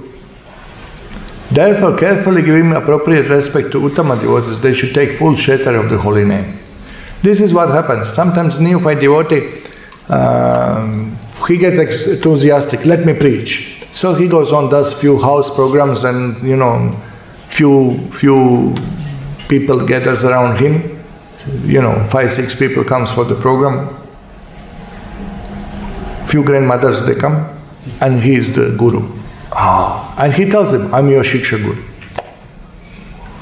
And then he convinced himself, he is the Guru. And he gave a class. Shiksha Guru is more important than Diksha Guru. Because Diksha Guru, what does he knows about all these disciples? He doesn't know. Shiksha Guru knows them. He is actually guiding them. He is the Guru. Diksha Guru is that spiritual, mystical link somewhere in the cloud and he just gives you Diksha. But actually it's the Shiksha Guru who guides you in life. So he is convinced himself that he is Guru. And we have quite some Gurujis around our movement. Some who are neophyte devotees who are not trained, who are left alone, sent alone to preach, and who are not sincere in reading Prabhupada's books. They misunderstood their position. And they call themselves Shiksha Guru. They give concessions. They give concession. He said the Shiksha Guru is more advanced than Diksha Guru because Diksha Guru cannot give you concession on 4 principles, but Shiksha Guru can give you concession on 4 principles. This is not possible that anybody give concession on 4 principles. But just he's such a bewildered fool, He convinced himself and few others that he is the Guru. Hare Krishna. Okay, so here, Bhaktivinoda Thakur's Pīyūṣa-varṣiṇī-vṛtti. The 5th verse, this 5th verse indicates how Madhyama devotees should behave towards the topmost class of devotees. Now this is important to understand because actually only Madhyama can see this. Who is a neophyte, who is medium, and who is Uttama thinks, I'm the Kanishta, everyone else is Uttama. Kanishta thinks, I'm Uttama, everyone else is Kanishta. And Madhyama understands, my goodness, what's happening here? Okay, here. If one remains aloof from association with non-devotees, sense enjoyers, and men who are attracted to women, their fault will not come with him. So we will not be influenced by bad association. This is first thing. Still, understanding neophyte devotee, Kanishta Bhaktas, to be ignorant due to their lack of knowledge of Sambandha Tattva, the Madhyama devotee should be merciful to them. So this is the idea. Madhyama recognizes innocent people and gives them association, helps them. Hearing such neophyte devotees uttering Krishna Naman, Madhyama devotee will respect him within his mind. If Kanishta accepts initiation and engages in Hari Bhajan, Madhyama devotee will show him respect by offering pranam to him. Understanding association Bhagavad Vaishnava, one who are free from tendency to criticize others, to be most beneficial, one should honor them by rendering service unto them. Their service alone is the root cause of all spiritual perfection. So here, this is how we deal in ISKCON. When somebody is bhakta, uninitiated, we tell him Hare Krishna, we are friendly to him. If somebody is initiated, we bow down, offer pranam, and somebody is advanced, we serve him. We seek for his association. And this is the secret of perfection. And here Rādhā-ramaṇa Das Goswāmī in Upadesa-prakasika Ṭhākura. This verse gives instruction on Swarupa Siddha Bhakti, which is defined as all favorable endeavors, cheshta, such as Shravan, Kirtan, Smaran, and so on, as well as the manifestation of spiritual sentiments which occur beginning from stage of bhava, which are completely devoid of all desire separate from Krishna, and which are free from the coverings of jnana and karma, are known as Swarupa Siddha Bhakti. In other words, all endeavors of the body, mind and words that are related to Sri Krishna and that are performed exclusively and directly for his pleasure, without any intervention, are known as Swarupa Siddha Bhakti. Kanishta Adhikari, he gives definition. We should respectfully offer pranam to those who have accepted initiation from a qualified guru. Okay? Madhyama, in all ways, we should lovingly serve those who perform exclusive bhajan of Sri Krishna Manasa Seva. And Uttama, who are expert in procedure of worshipping Krishna's Ashtakaliya Lila, knowing them to be the most desirable association. Now you can see, here the Rādhā-ramaṇa Goswāmī gives little higher standards for Kanishta, Madhyama and Uttama. Little higher than what we practice today. He says that first he defined the process of pure bhakti, basically. Okay? And then he explains that we should offer respect pranam to those who have accepted initiation. So everybody initiated is Kanishta first. Then those who are exclusive bhajans of Krishna by Manasa Seva. Now this is very high level, and I'll just read explanation of this. The meaning of exclusive bhajan is to be solely devoted to the worship of Radha Krishna in Vraja, without attachment to Lakshmi Narayan or all other incarnations of Bhagavan. It says in Sri Bhakti Rasamrita Sindhu that amongst the exclusive devotees of the many different incarnations of Bhagavan, those whose hearts have been stolen by Sri Nanda Nandan are the best, because even the favor of the master of Lakshmi, Sri Narayan, cannot attract their mind. So this is how Rādhā-ramaṇa Das Goswāmī describes the Madhyama Adhikari. One who has faith, worships with love Radha Krishna, who is attracted to Radha Krishna form. Now, you can see this in Bhagavad Gita. There is one purport when Srila Prabhupada explains that there are different forms of the God on Vishnu Tattva platform, like Narayana, Varaha, Narsingha. And one can worship any form of the God and go home back to Godhead. 20-30 pages later, Srila Prabhupada writes, the pure devotee of the Lord meditates only on Radha Shyama Sundar form of the God, Krishna playing his pastimes in Vrindavan, and does not have attraction to any other form of the God. This is the pure devotee.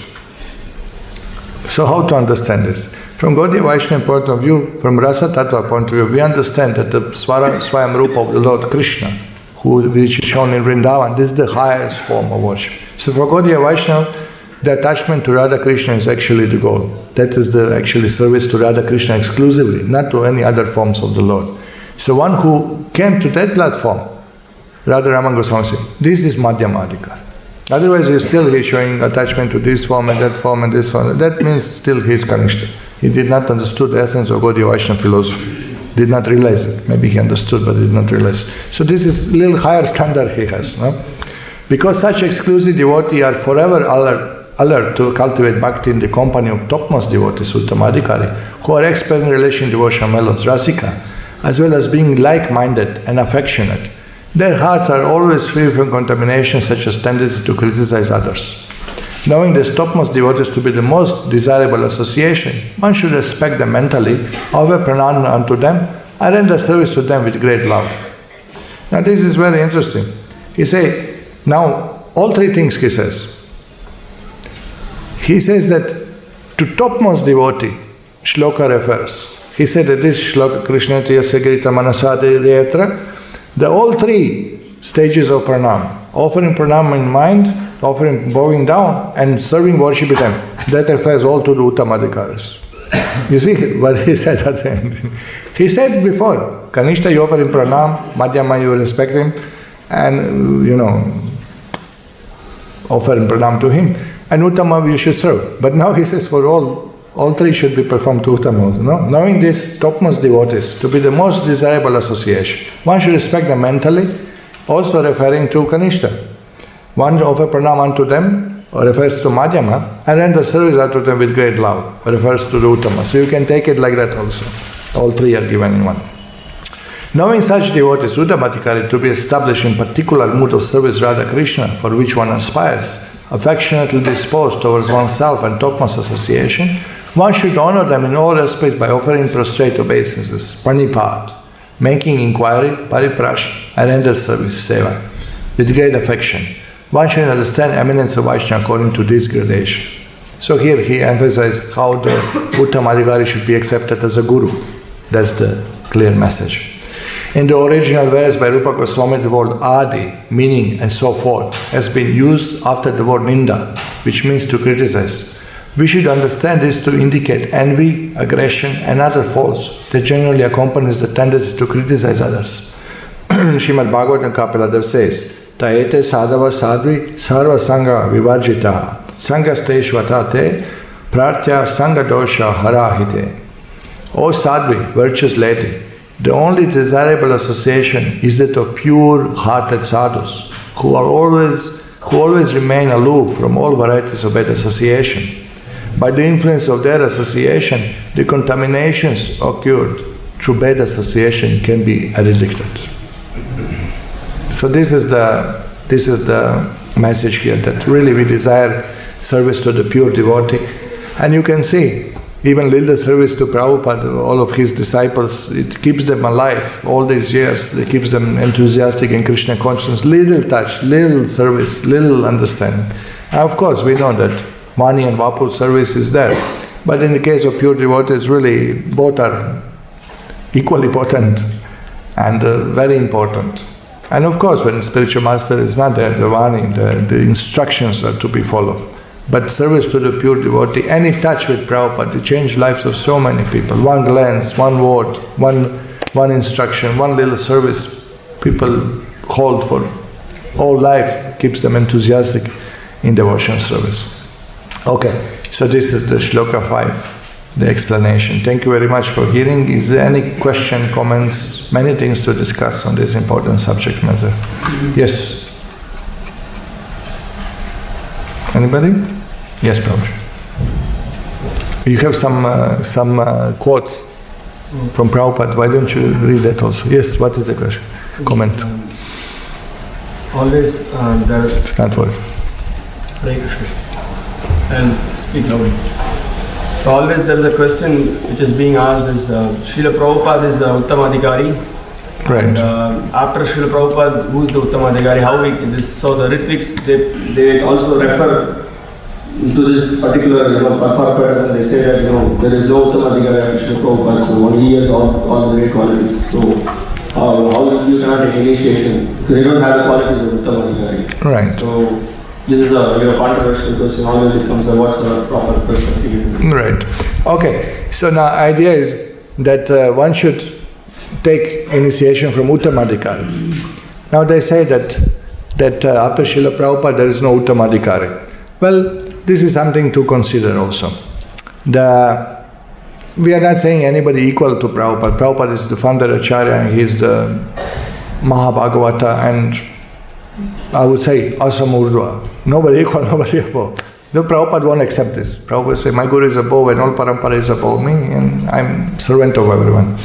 But the idea is like this, that two things to consider. One thing is that if you say that there is no Uttamadhikari after Prabhupada, that how do you know? The Shastra says only Uttamadhikari can recognize Uttamadhikari. So who are you to tell that there is no Uttamadhikari like Prabhupada? Nobody is equal to Prabhupada. Neither any of his disciples claims I am like Prabhupada. They are all servants of Prabhupada. They are not competing with Prabhupada. They are not claiming I'm equal like Prabhupada. Nobody is doing that. But they are know any that Prabhupada is such a great guru, but he could not have even one pure disciples. Oh, that we cannot accept. Sorry, Mr. Ritvik, but you are wrong. The Prabhupada is so great guru, but he could not make one good disciple. That's what your philosophy says. That's bogus. That's insult to Prabhupada. To say, Prabhupada, you are a great guru, but all your disciples are useless, worthless. How can you say this? Guru is great. What is a Vaishnava? One who can make other Vaishnavas. So we don't accept this nonsense rhetoric. What? Simply excuse. They don't want to surrender. They don't want the guru to tell them surrender. Simply they want to bluff and avoid surrender. So we don't accept this. First, nobody is there to tell who is Uttamadhikari. Second thing, this is one thing to consider. So we believe that they are pure devotees. They are soul servants of Prabhupada who are dedicated, who are very pure. Why you say they are not dedicated? Look at Prabhupada's definition of Uttamadhikari. One who is selflessly engaged in preaching, spreading Krishna consciousness all over the world. You don't find any devotee. Then you are like Duryodhana. Duryodhana was sent and said, find anybody better than you. I went all over the world, couldn't find anybody better. No? Correct? Remember that Mahabharata Leela. Then you are thinking you are only devotee. And you are introducing something new. Where is that? Madhvas, they glorify always Madhvacharya. He is founder Acharya of the Madhva Sampradaya. Everybody glorifies him. But all of them, they have gurus, living gurus. All of them they have. And they don't forget Madhvacharya. So what is this? It's bogus philosophy. Simply managerial fellow didn't want to give up temple management and then he made all philosophy out of it. Ritvik is bogus philosophy. Another thing to consider is like this. Say, of course there is no devotee of that displaying that caliber like Prabhupada. So you may feel, we missed Prabhupada. We, second generation, we are crying. We missed Prabhupada for a few years. Correct? No? But I have Srila Prabhupada's servant here. Prabhupada is so kind. He made so many qualified disciples who are so dedicated to Prabhupada, who are teaching us how to follow Prabhupada. Prabhupada said, I did not left you behind. Here, my own representative. You have faith in me, you have faith in my representative. My own servants are here, I left for you. There is no difference. What is your Guru teaching you? How to follow Prabhupada. What is he teaching you? Prabhupada's philosophy.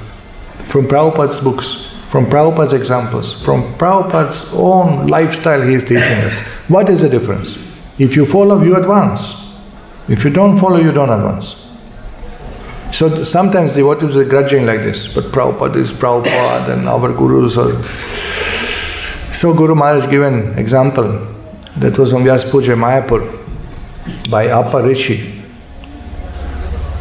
The famous example from Mahabharata, if I remember.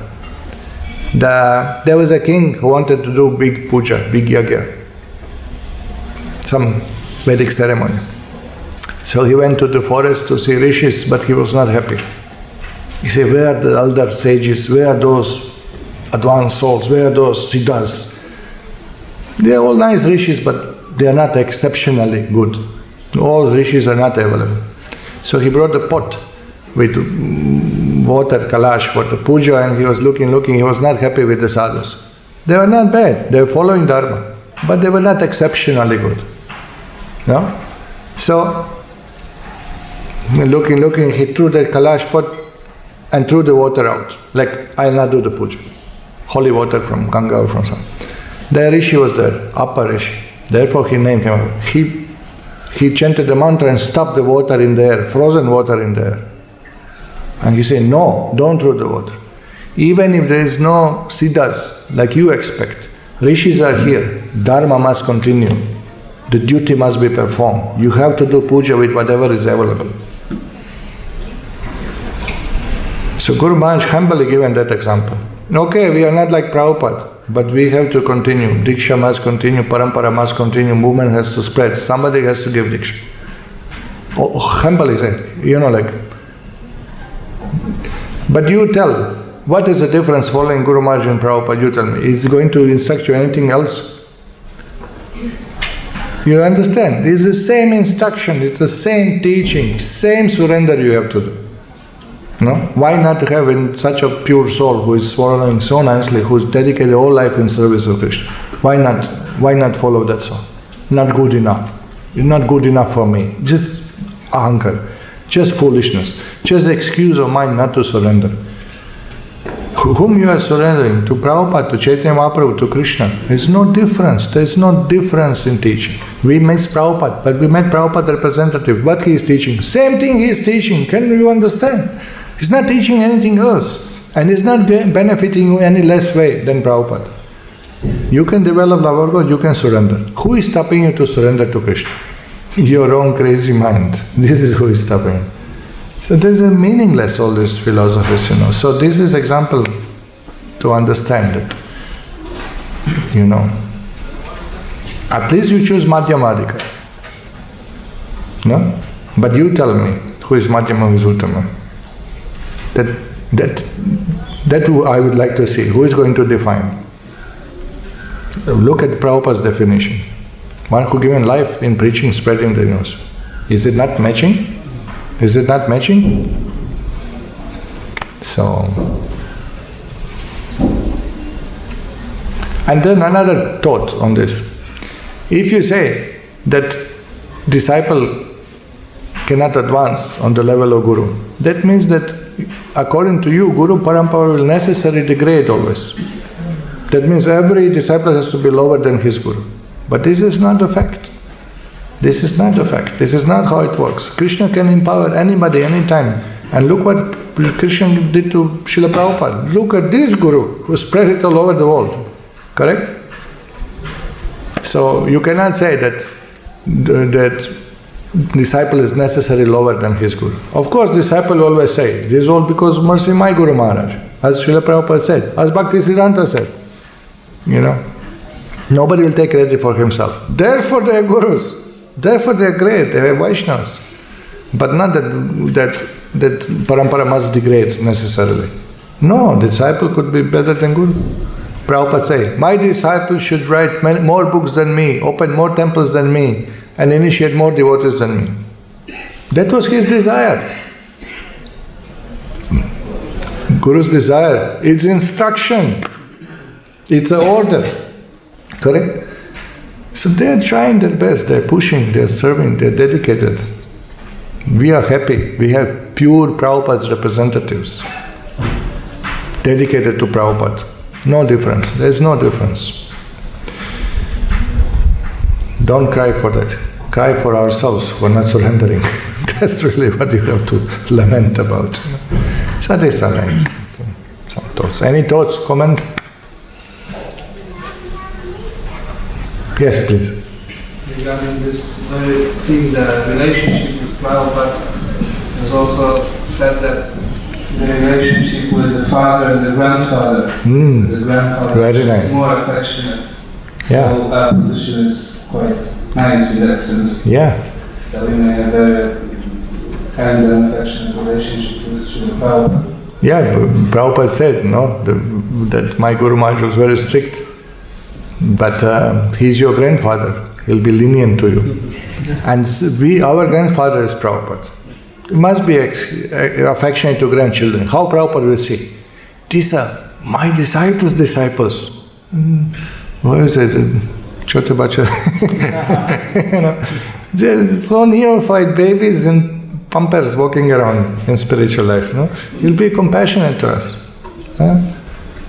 And you don't feel progress. You don't feel when you distribute books nicely, when you serve nicely. You don't feel Prabhupada is pleased.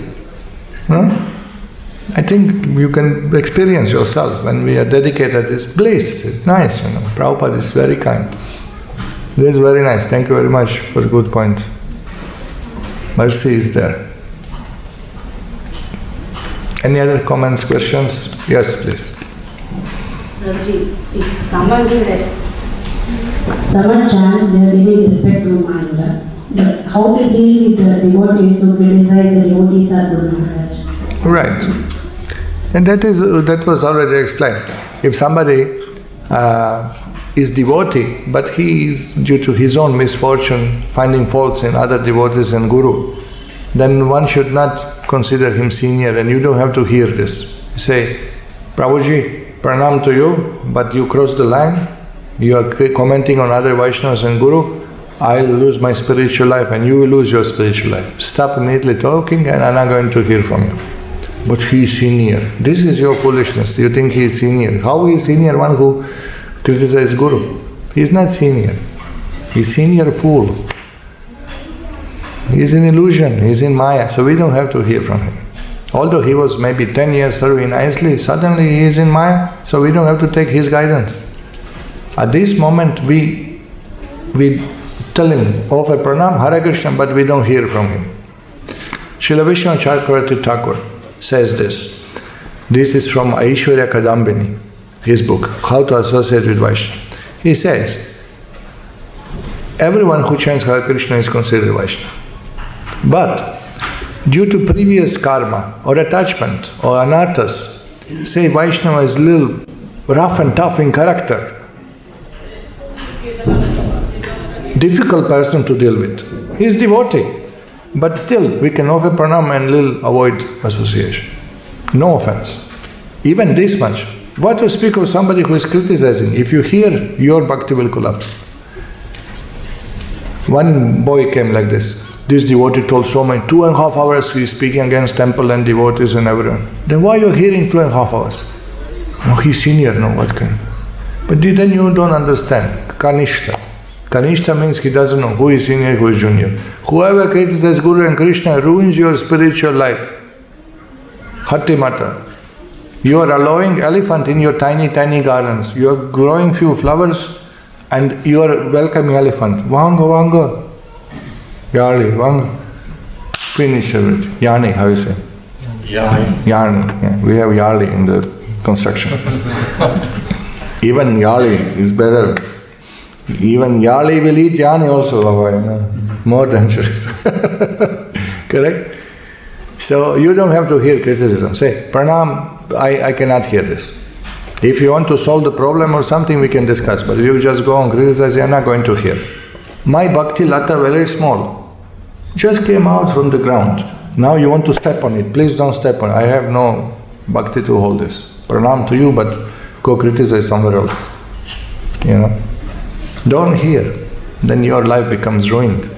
But this is called sentimentalism. This is called Kanishta. Kanishta cannot understand who is senior, who is junior. So that association we should not immediately stop. No criticism. But if something is pointed out, you must think also, you know. If somebody is smoking in the temple,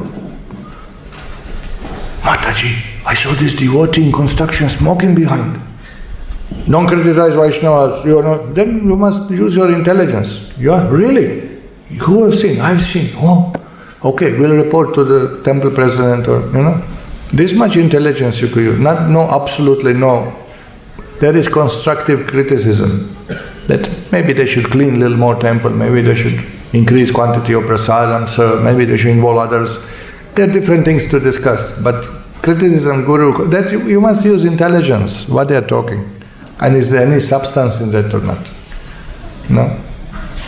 And who is talking? One who doesn't do any service. What you're going to talk? What you're going to comment on anybody? Just fix yourself first, then you talk. So like this, there are different understandings. Yes, Prabhuji? So you mentioned the example of Sarasvatī Maharaj. Yeah. He was chanting at somebody character. Exceptional. Now in this case, the devotee didn't know who Sarasvatī Maharaj was, engaged unintentionally. But now we see that the trend is that, maybe the young bhaktas who are coming, they are more, maybe apparently more qualified, senior devotee, and many things, know how to sing better, so many things. And apparently they think that they are right now to correct the senior, Right. Okay, Where so is this coming from? what is the proper etiquette? What is the proper etiquette and what is the first? Okay, like this. Say like this. You see senior devotee than you doing something wrong. The etiquette is that you don't correct him. You go and explain this to another senior devotee who is friendly or above that devotee. Then he can correct him. We had example, one devotee, some or other he find fault in his guru. So he asked his guru, what do I do when I find fault in my guru? He's asking his guru. He was innocent and foolish simultaneously. Balisham, use Sanskrit word. And the guru was laughing. So the etiquette is like this. You go to another my god brother, reveal your mind to him, and then he will tell me. Because you should never come in position that you instruct guru, you guide guru, and even if it's true what you say, then I corrected my guru. Then who I am, Baba? When I corrected my guru, Baba.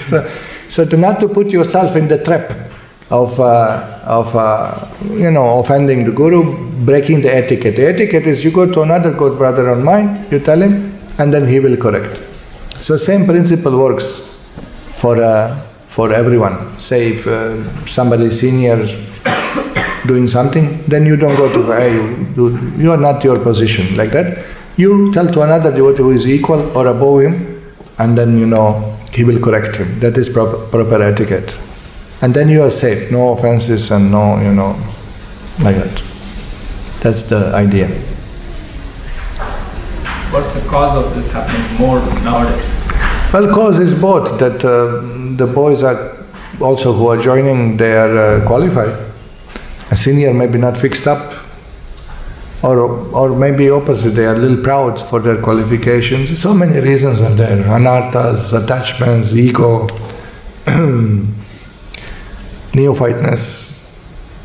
When you open many new centers, then you have neophyte guiding neophytes. Then you have more problem, more disturbances like this, Proper hearing and chanting is the cure of all disease. That will rectify somebody. That will set proper example. Yeah, this is happening all the time. All the time is happening. Young Bhakta, not initiated, he's commenting after lecture. This was good lecture, this was bad lecture. Just, what do you know? What is good lecture? Just sit and listen, Try to learn. But immediately he's commenting. Big philosopher he is. Nonsense number one. Neither he read Prabhupada's books fully, all Prabhupada's books, neither he served much, neither he is chanting attentively his rounds, but he is sitting commenting on the lecture. This is good lecture, this is bad lecture, this is proper lecture, this is not proper lecture.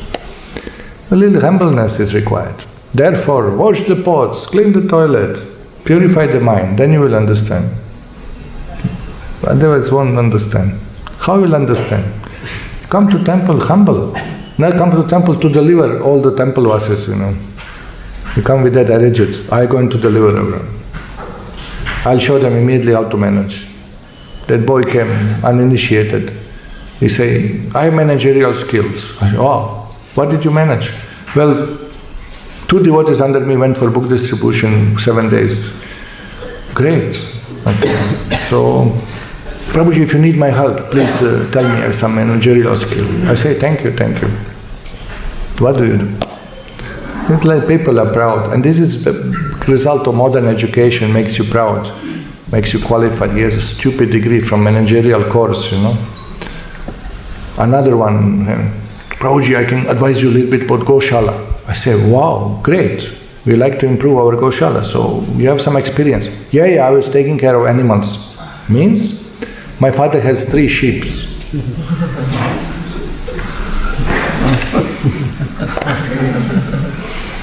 Thank you for your advice.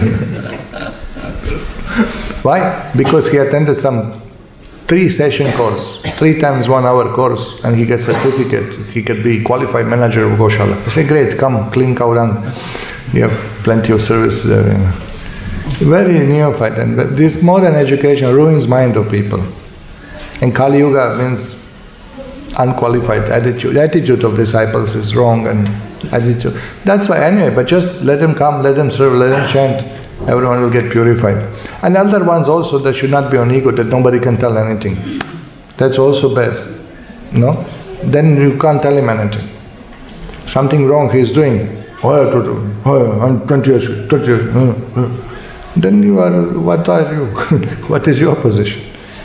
That's what this example, Satsvarup Maharaj, amazingly humble, Who will do that? I mean, you will, without blinking of eye,